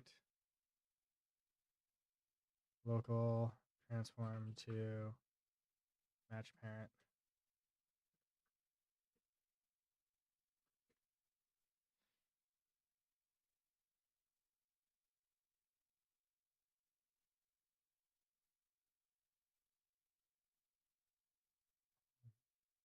That involved way more thinking than I was expecting.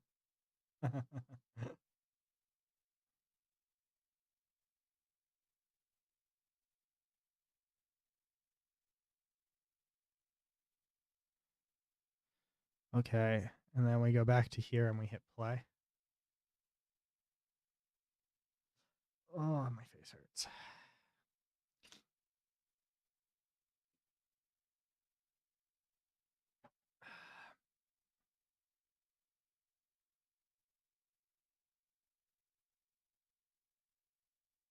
We hit play, motherfuckers.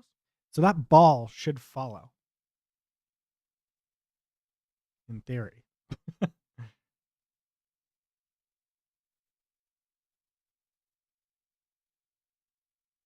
There we go.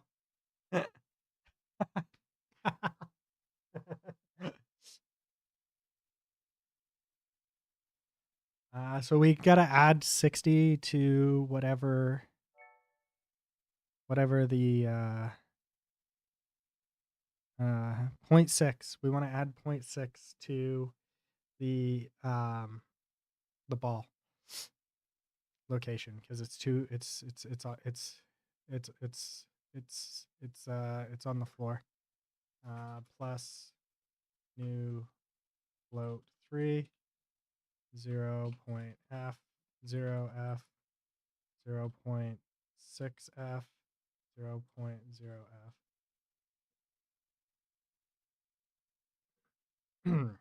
Right. We do this.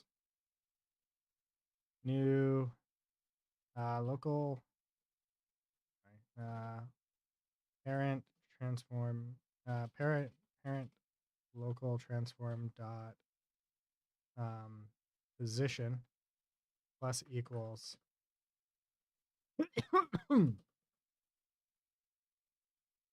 that, and then we just do this. Beautiful. Look at that. Amazing.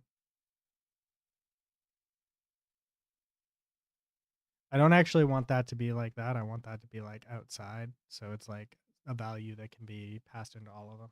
But for now we're gonna do this. Let's actually do this. Position offset. Float 3. Offset. There we go. Plus offset. There we go.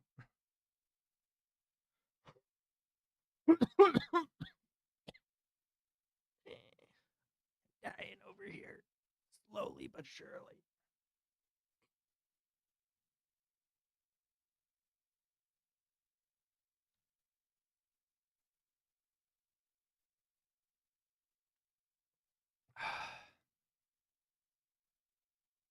I might actually switch the sphere to a capsule.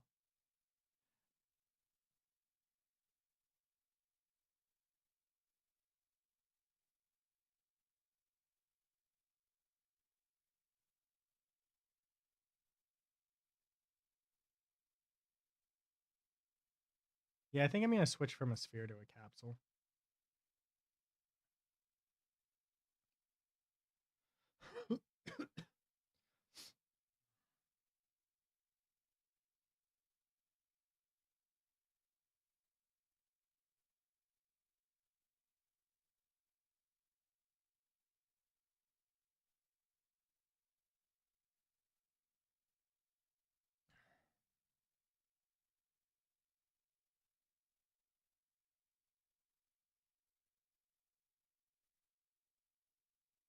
Here, let's go to capsule.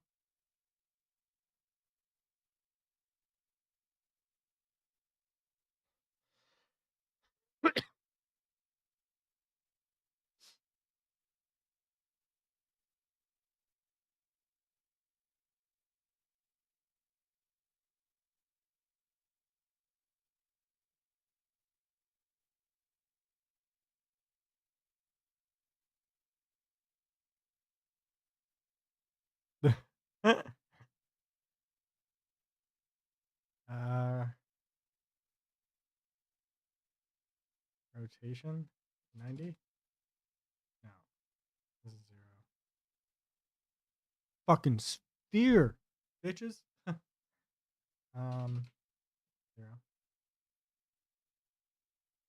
I think I want to say it's this one. 90. Yeah, there we go.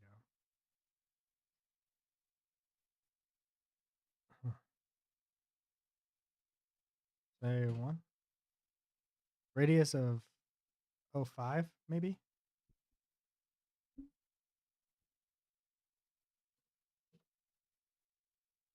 Height of the height's off.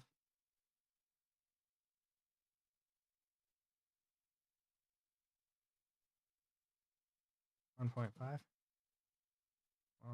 Maybe 1.6.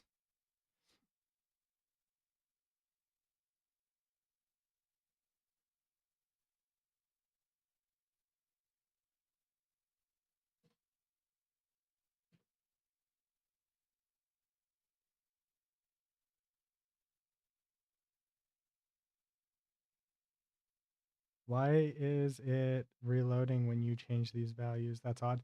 It's because there's a bunch of them in there's a bunch of these in the world that are being updated.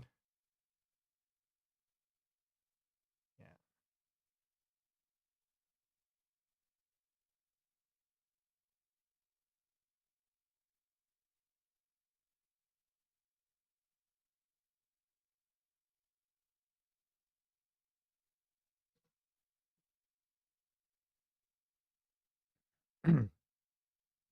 So that's what we want. And then we want this here to be the offset for this. Our offset will be this. And then we need to do a a rotation offset.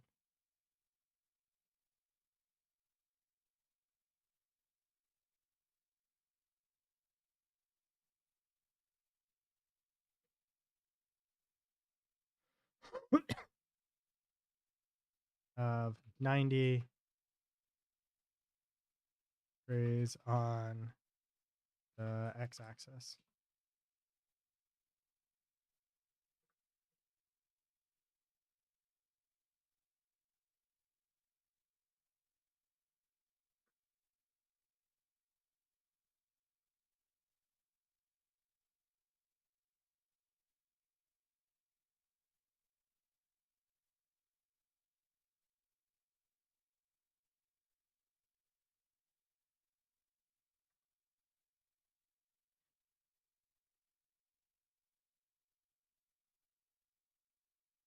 With the rotation offset.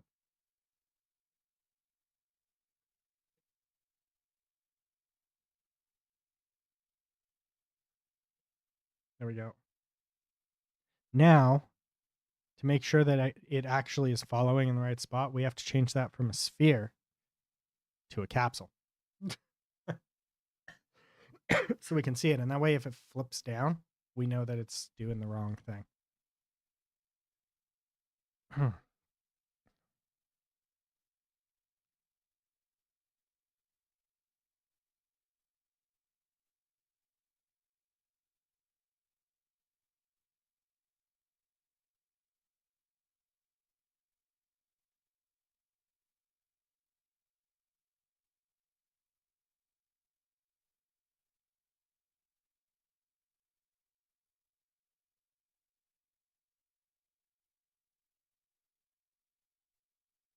I'm surprised that I have to do this transform.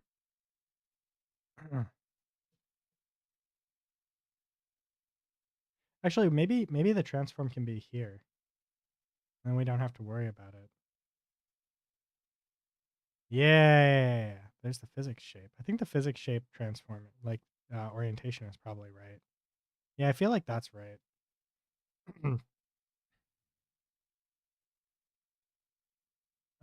Then we can get rid of that transform altogether, because we shouldn't need this at all. Oops, that one we will need. This one I want to get rid of. There we go.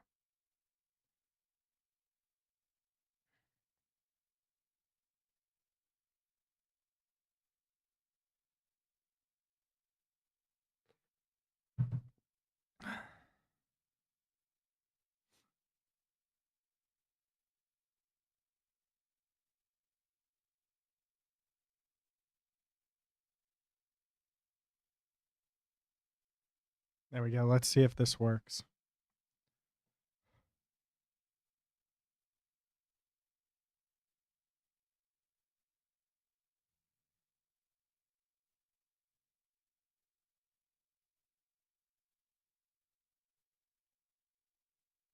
It worked.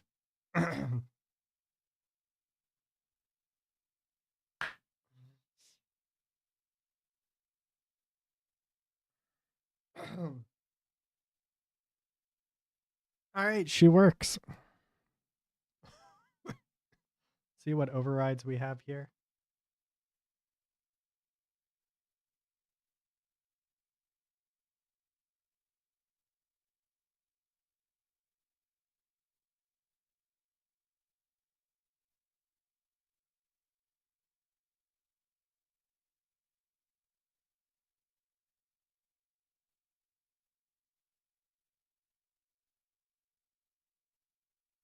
Fly.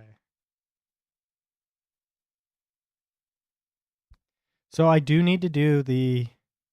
I do need to. This needs to change. Apply. Because this is wrong.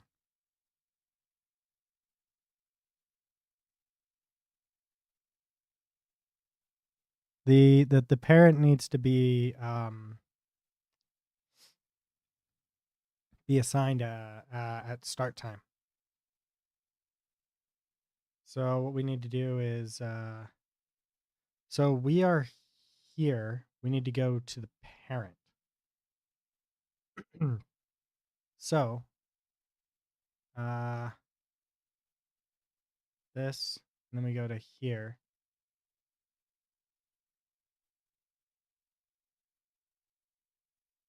No, we want this. Get the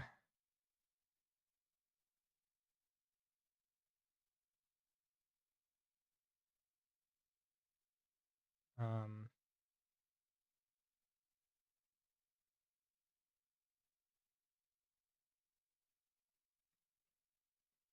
view selling bot.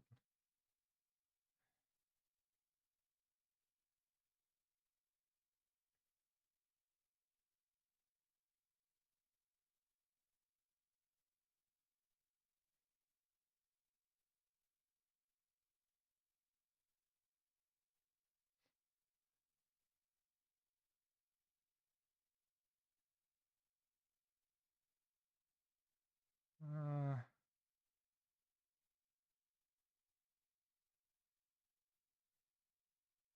I would say they're getting more creative and smarter, but they're really not.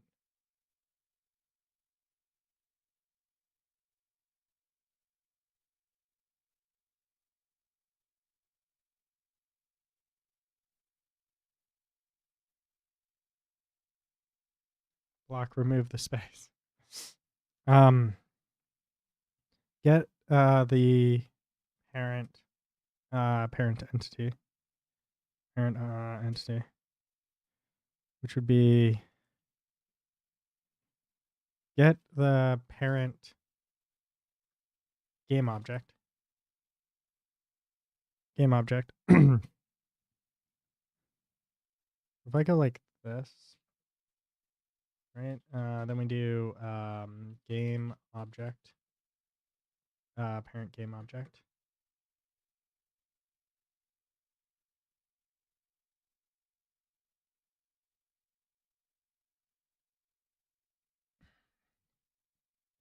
What does this work?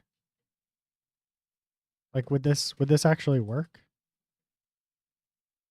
I guess we're about to find out, right?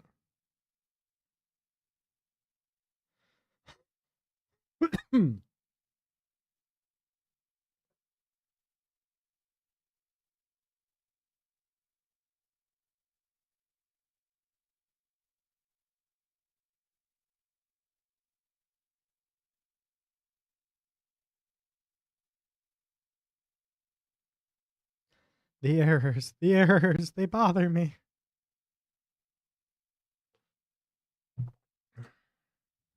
All right, let's see if I can run this over and it will work. Huh, it worked.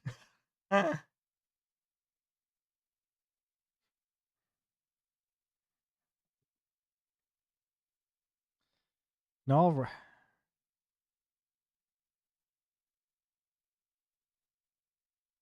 What? It's not supposed to be.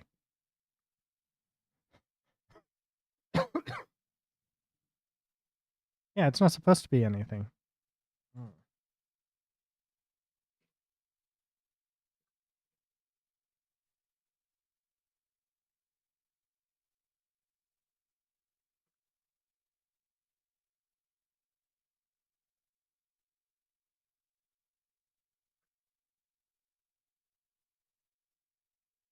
All right.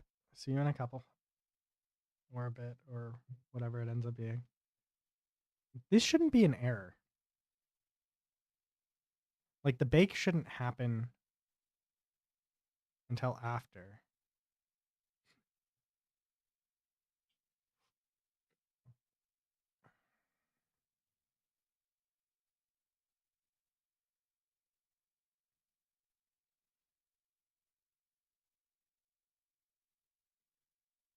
I feel like these are errors that need to be worked out.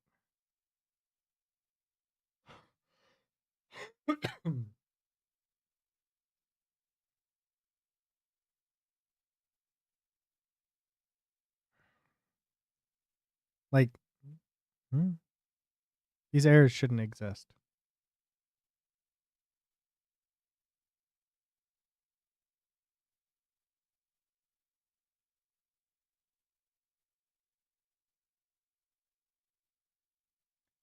Okay, I think what we need to do is pause. We need to put a breakpoint in because something's this does work. Like this absolutely works, and that's the important part. But we want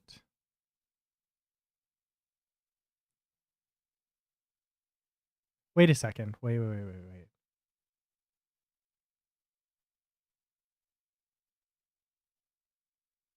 If I do the game object from the prefab, would that just be correct?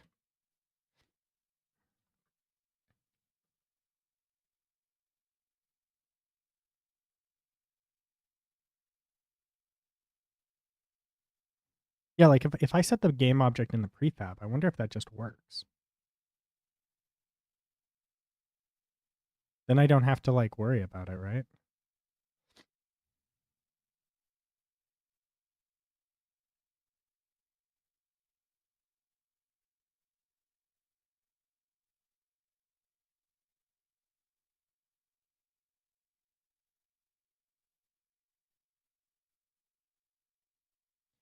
We go to this. We go to this. Then we go to this. We just take this and we drag that into there. Right? And that should work. Hmm.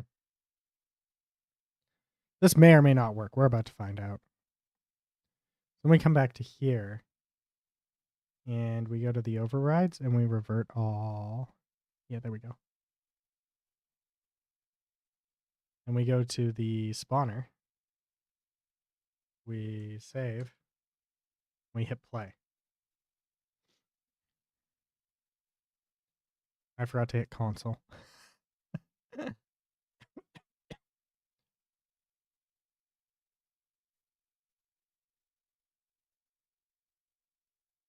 It works. Holy shit, it worked.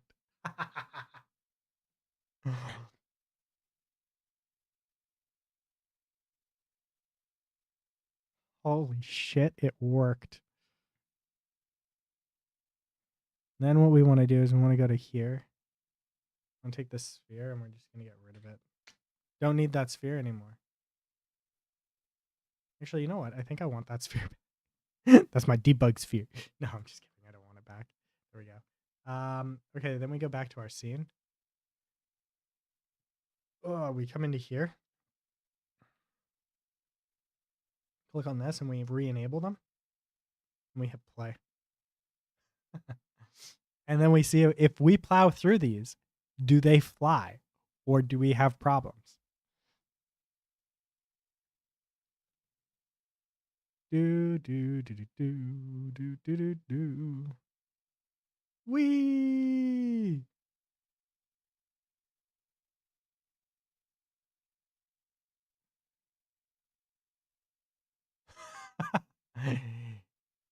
It does just kind of work.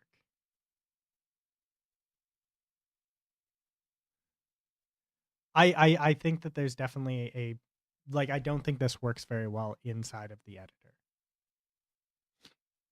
So I think we have to test this in actual builds.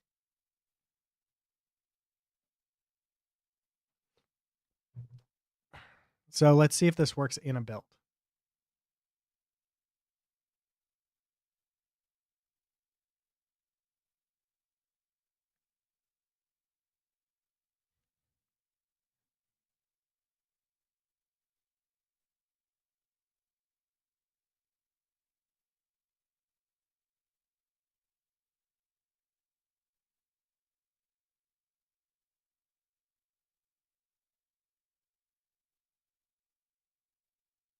Ugh.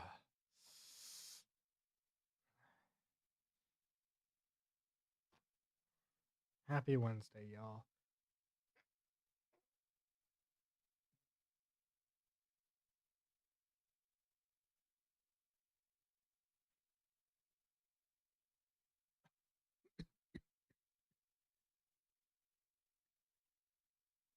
Let's hope this works. If this works, I might just call it early. Oh, fuck.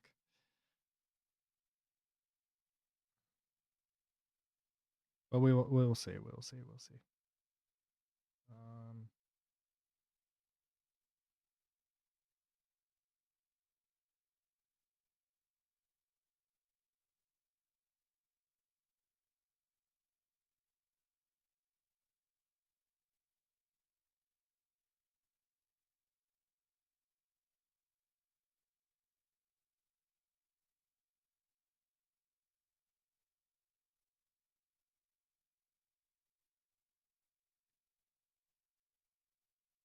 Might go take a lay down after this.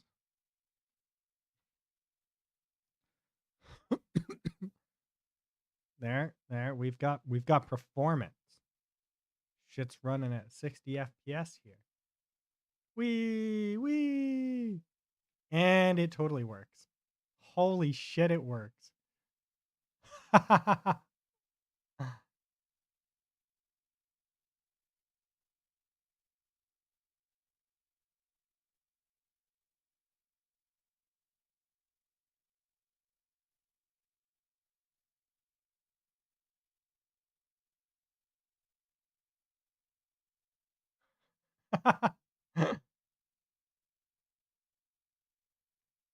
Because they're going straight up and not forward, they're getting stuck in the collisions.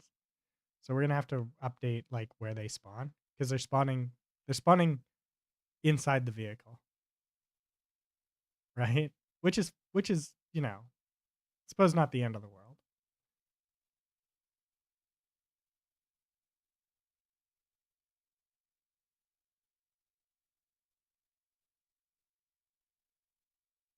It was before Devastation. No, I don't think I can't say that I have.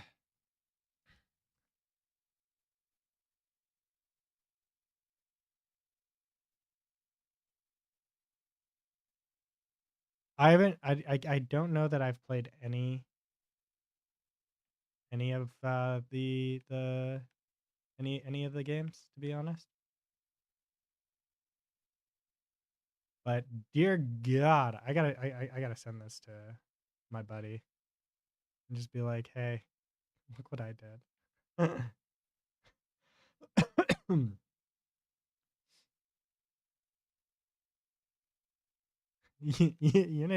Unity has its good points. It definitely has its rough edges, but yeah, this is pretty dope. I think I could build a gas system into dots far easier than I could build a I think dots is probably better for a gas system than gas is. I'm not even gonna lie. I think that's true. I think an entity component system, like I don't know if I'm gonna go back to Unreal after this, to be honest. There's something very compelling has to be there in Unreal for me to do it, and I think it will have to do with the entity component system being fleshed out.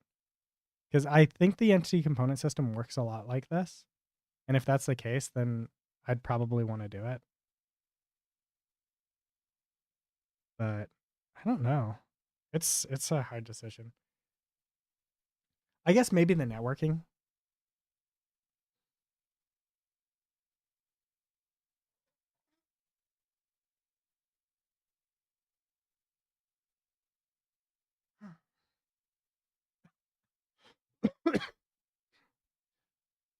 Oh, for anybody that wants to play the current demo, I am going to put this up on the GitHub. So you'll be able to take a look at it.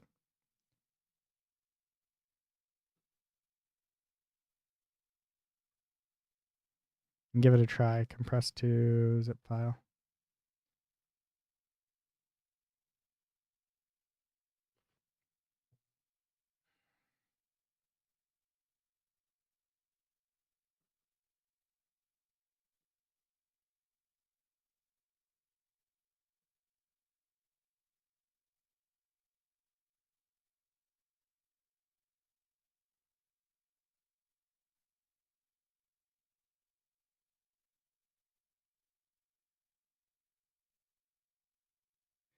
Now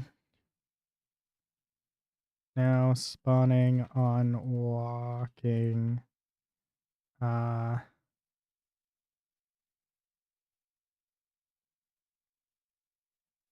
Pedestrians and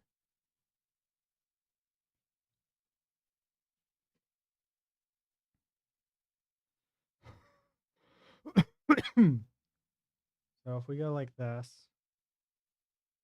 so let's make a video for the let's make a video for show off in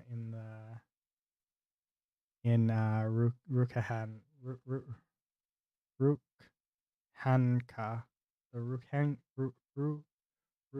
Rukhanka Discord as well.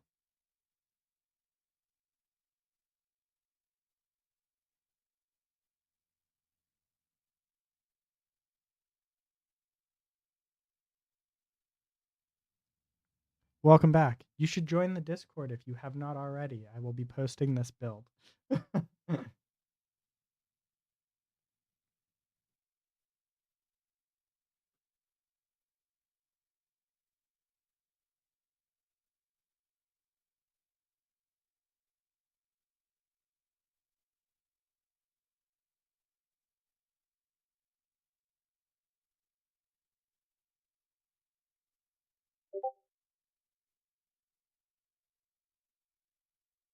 Nice, you slid into the server. If you go to Truckcoon Builds, you'll be able to see the build I just posted it.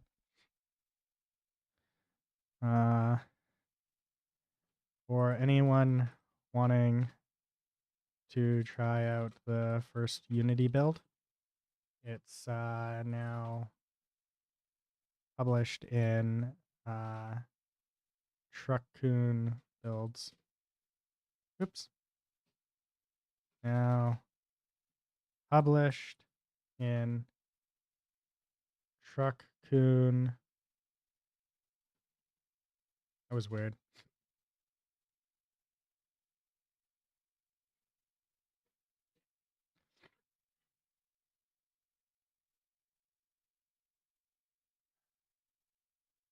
Let me do this.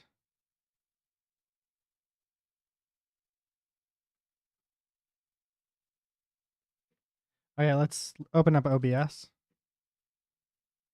And we're gonna make a recording to show off to our friends over on the Discord.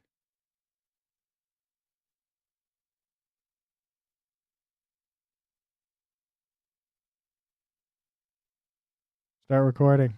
Oh yeah.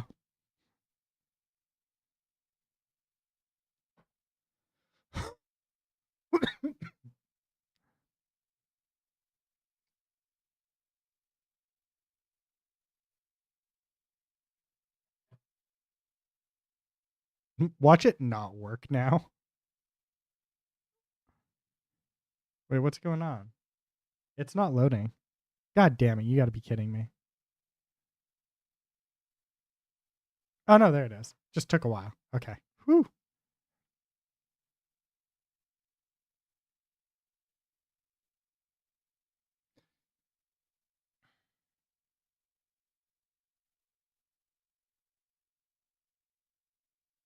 Vehicular manslaughter. Vehicular manslaughter. Look at it. Oh, it's beautiful.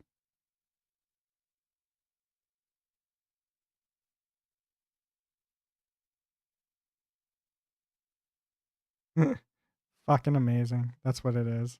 Fucking amazing. There we go. Ragdolls are working. Ragdolls are just working. It's beautiful.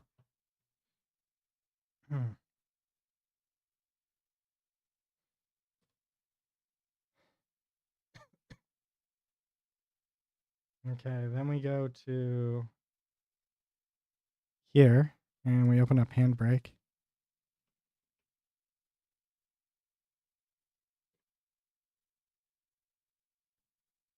And then we bring in. No, that's from the 18th. I want the 19th.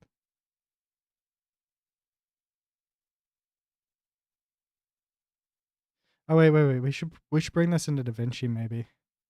Yeah, because we've got a long lead time on the load, and I want to get rid of that. We're gonna bring this into DaVinci. Just quickly trim it down, and then export it.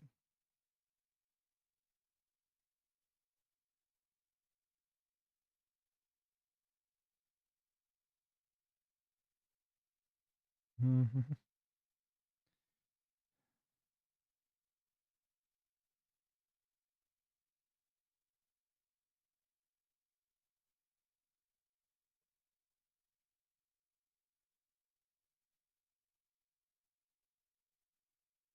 Oh yeah. It's because they're spawning inside the truck, and then a force is being applied to them upwards, right? So I have to adjust where they spawn, and I have to apply the force outwards. But it's fine. The important part is that they are spawning, and that's really all I cared about for this specific situation here. Here we go. All right. Let's get the keyboard out. Every time I go to use this, I have to unplug it and plug it back in. Is this like not working at all now? I think there's a problem with this cable.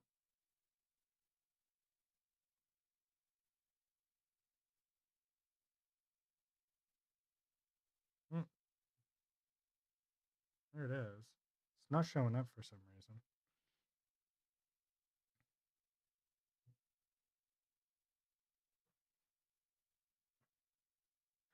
Okay, so it's unplugged. If I go to help, do I even see it? No device is connected. Yeah, okay.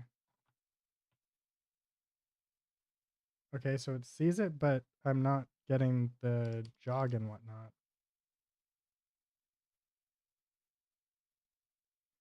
Why are you not walking?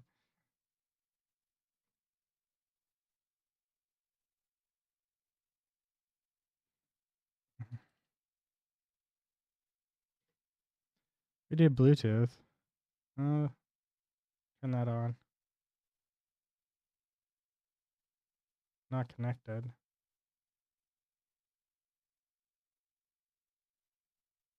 What do you... Oh, add a device.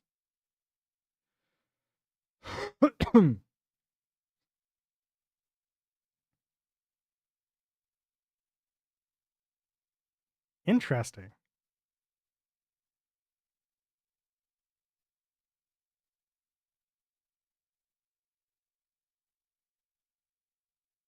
I don't even know what some of these are.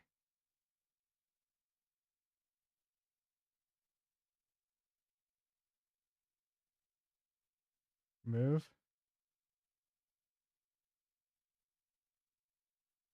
Show me the speed editor.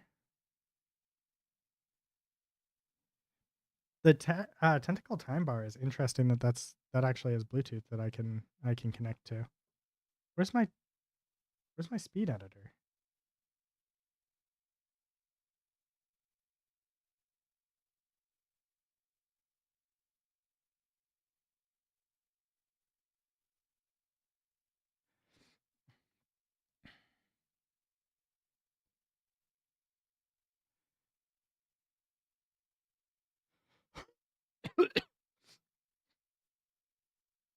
Let's just do a factory reset on it.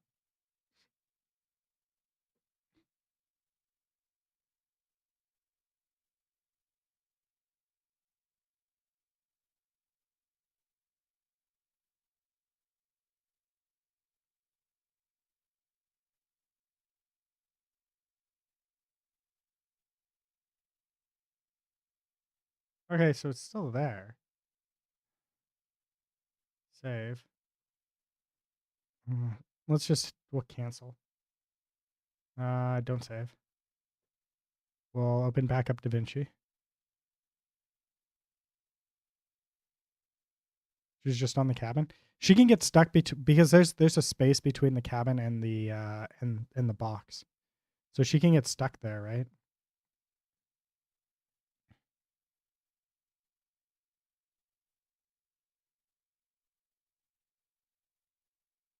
Why am I not seeing the speed editor is not showing up? And this is driving me crazy because I'd like to use it, please. That would be really nice. Why you no show up, speed editor?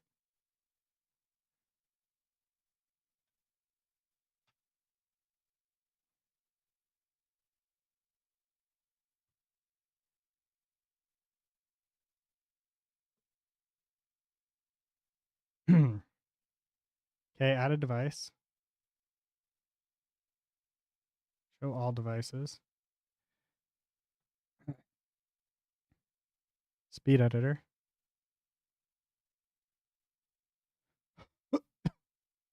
Well, I actually just want to do it through cable, but it just wasn't working.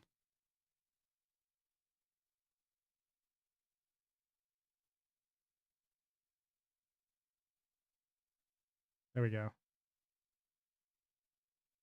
It's still not working though, right? Because like the buttons aren't showing up. So usually you'll get like there's lights here that will show you which one of these it's on, and it's not showing up.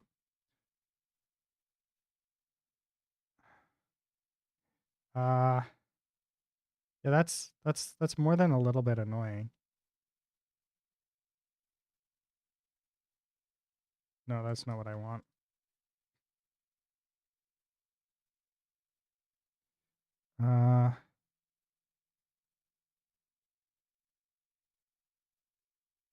There, and then we do that, and we play. Fast forward. Just want to get rid of this. Actually, I don't even care about that entry point. Here's what we care about. Right about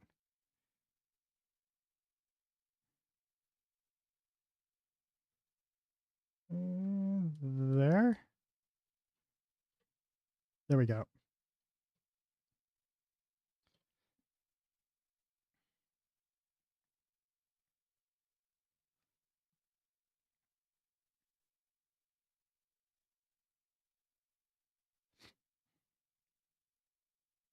Actually, let's trim this down even a little bit more.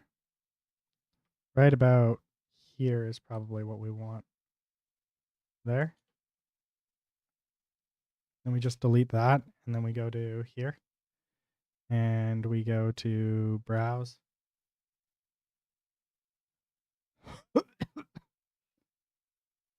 And we go to just do videos. We'll say Unity ragdoll system working. .mov save. Add to render queue, render all. And then we ask ourselves, why the fuck is it not working? Why the fuck you no work? Do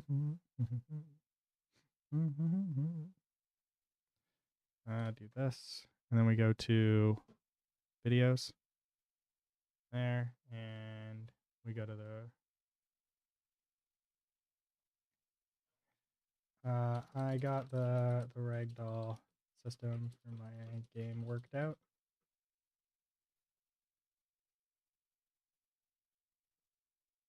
Really happy with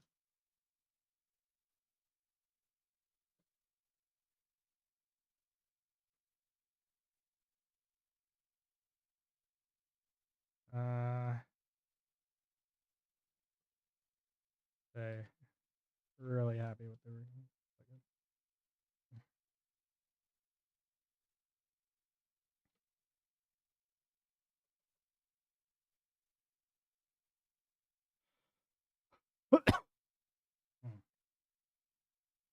This just decides not to work sometimes.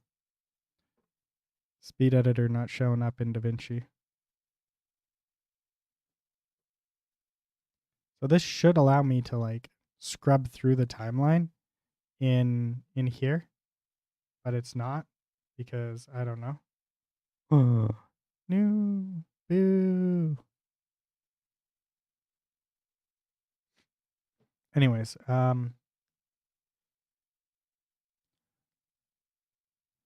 There we go. Close that. And we come over to here.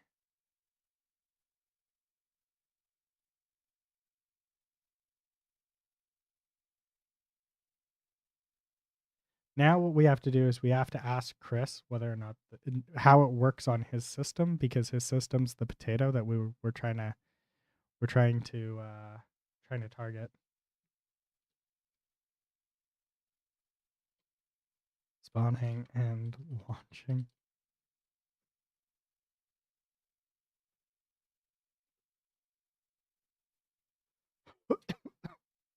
Still runs okay on your system. Oh, okay. Oh, I forgot to sync my. You know what? It doesn't even matter. I haven't been using the time bar properly, so it doesn't fucking matter.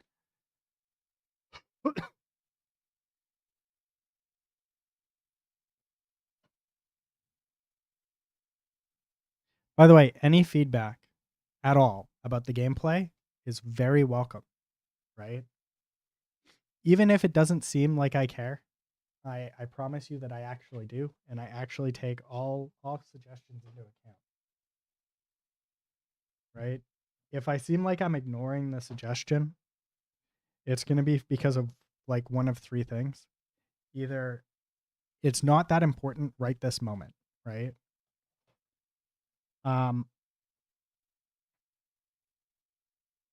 Because we're so early in it, so like all suggestions are valid, right? Like I've not nailed down exact mechanics yet for everything. So if you make a suggestion, if I don't answer, if I don't put that suggestion in the game right away or work on it right away, the reason I'm not working on it is because there's more pressing things that are more important, that I feel are more important, right? But it's something that I've noted down, and at the very least we'll experiment with it later, unless something comes up that makes it so there's no point in experimenting with that, right? So like right now, if the comment is, hey, the vehicle feels like you're sliding on ice, I wholeheartedly agree with you, right? That's a very valid criticism, and that's something that we'll need to work on. Or like if you're like, the ragdolls are getting stuck too much in the vehicle, or like there's ragdoll problems with the vehicle. Also very valid criticism, and I will 100% be working on that. But if it's like, I want the truck to be able to jump over them and like flip in the air, something that we can experiment with, but there's more pressing things, right? Right? Like I want the truck to be able to do backflips, right? It's cool and it could be fun, but it's not worth investing the time right this moment. And then like if we're at the end, right? If we're close to the end and somebody suggests something that's just like, I want this weird feature, like I think this weird feature could be fun, and like it would require like re-architecting or architecting like half the game, it might not be worth it. So it just might be like, unfortunately we just can't, right? But for the most part, I'm very open to criticism. So by all means, like if all of you if all of you decide to repeat yourself for the exact same thing, being like, oh, you know, the vehicle feels like it's on ice, do it. I'd rather have more people telling me that the vehicle feels bad, or the ragdolls don't feel right, or this, that, or the other thing. I just don't feel like you have to hold back, right? Even if you're repeating yourself every time, right? Yeah. So just know that I will be reading it, and all feedback will be taken into account. I can't promise that your feedback will get into the game, but for the most part, I don't think there's much wiggle room for. I don't think there's much for like feedback that won't make it into the game right now.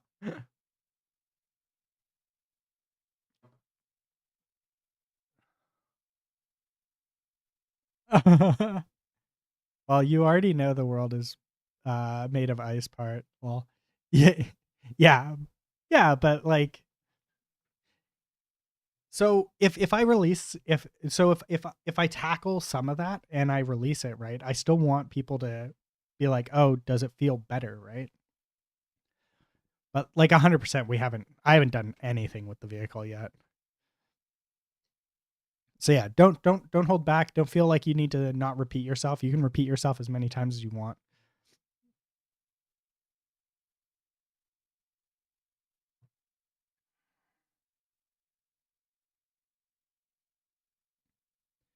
Yeah.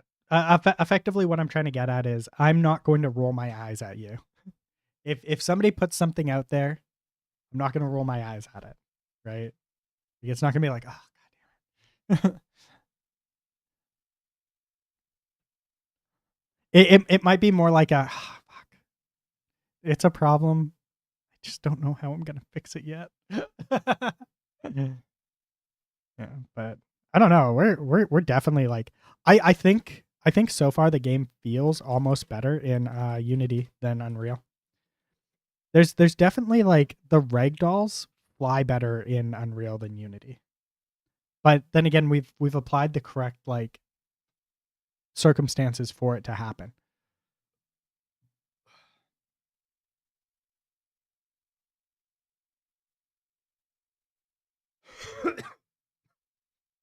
Mm.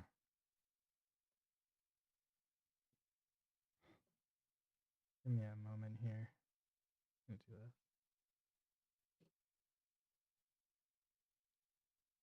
Let's update some of my friends here. Where's my girlfriend?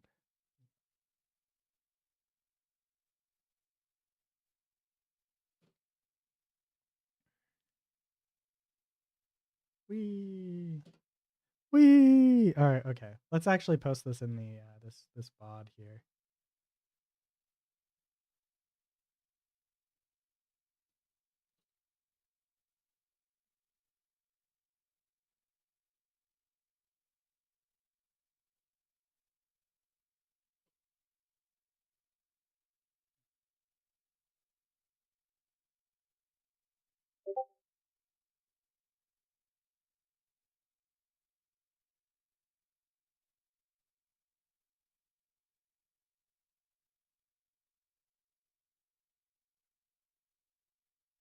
Yeah, my buddy Chris is gonna try it and get back to me. Oh yeah, he has the potato system. That we care the most about right now. He is the potato of all potatoes.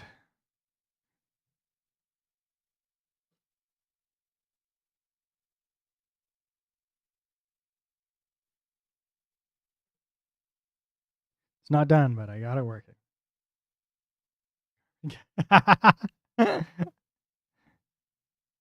Carmageddon.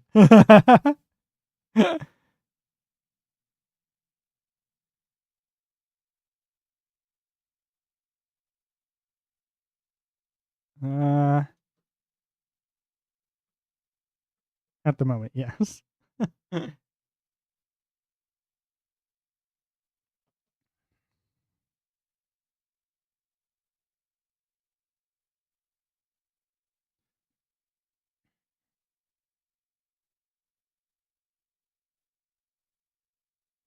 Of units on the map right now.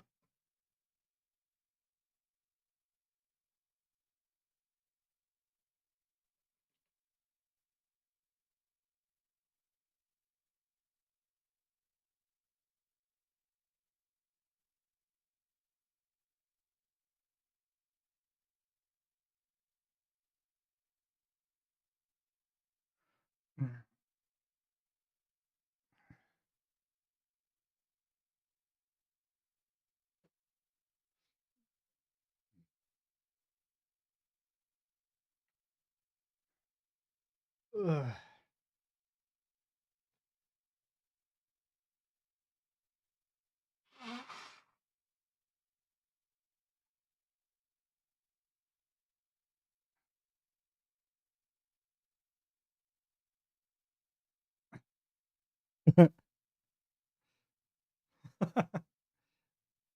Or nice, great game. Hell yeah. Are you able to turn on physics interpolation on entities? I'm not entirely sure what that would do, to be honest. It might do something. I don't know what it would do. So the answer is maybe. Would that just like smooth out? Like, is there jitter? Ah, okay.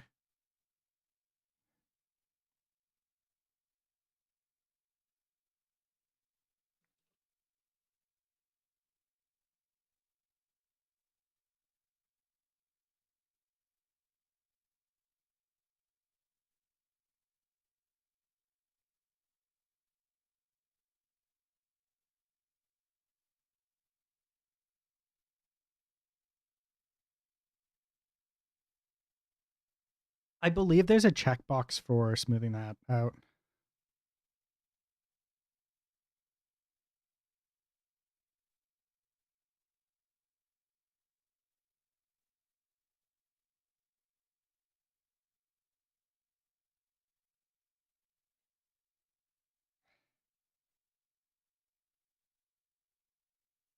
Yeah, I think there's a setting.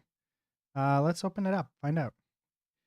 If I'm not mistaken, there is a setting specifically for interpolation on the ragdolls. It might be like linear dampening.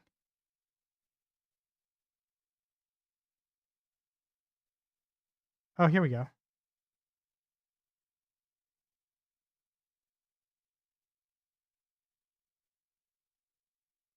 Yeah, so it'd be here.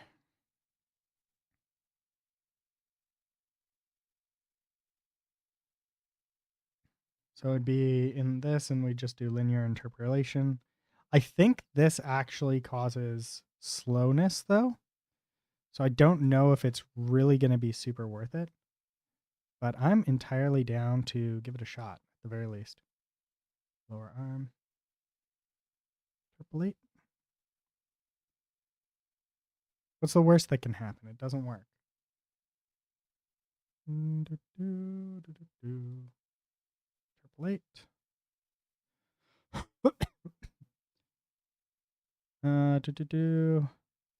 Did I get it all? I think no, wait, no, I didn't do the legs yet. There's the spine. No, I did do the legs. Was it the arms that I haven't done? Yeah, it was the arms. I was like, I know I'm missing something. Lower arm. That one, that one, that one, that one, that one, that one. Do do do do. Do do do do. That's left. Where's right leg? There we go. We go interpolate. Interpolate.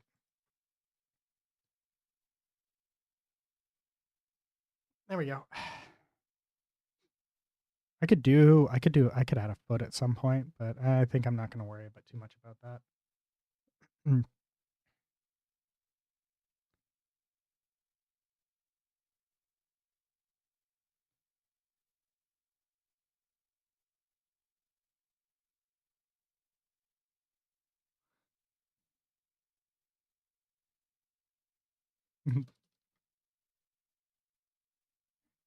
Yeah, inside.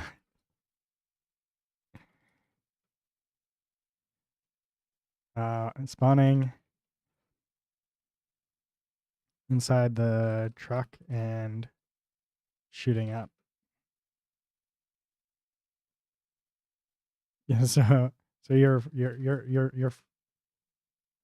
first thought was 100% correct.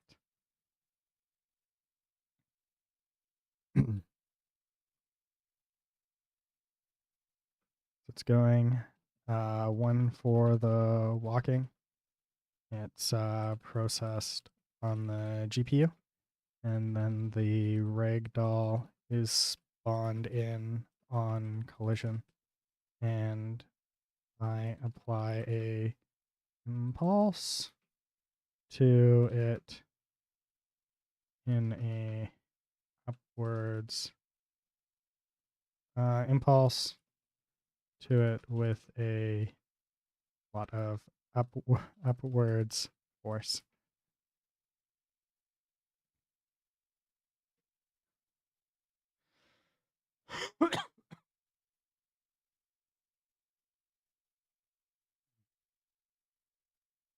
Sweet. We'll try that out. Let's take a let's we'll do a build for that tomorrow, I think. I think I'm gonna call it a day though. My head's starting to hurt a little bit and feeling a bit burnt out.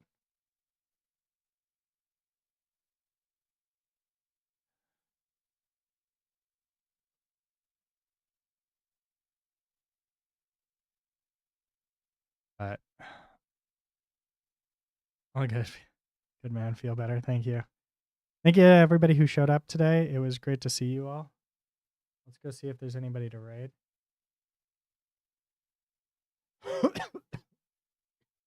Over on the Twitches. We go raid one of you know what? Let's raid this guy. Oh, we haven't raided him before, and he raided me the other day, so let's return the raiding favor.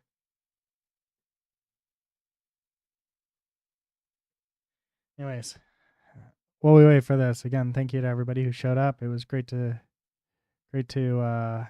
have you all here, and I'll try and see you guys tomorrow. All right, bye.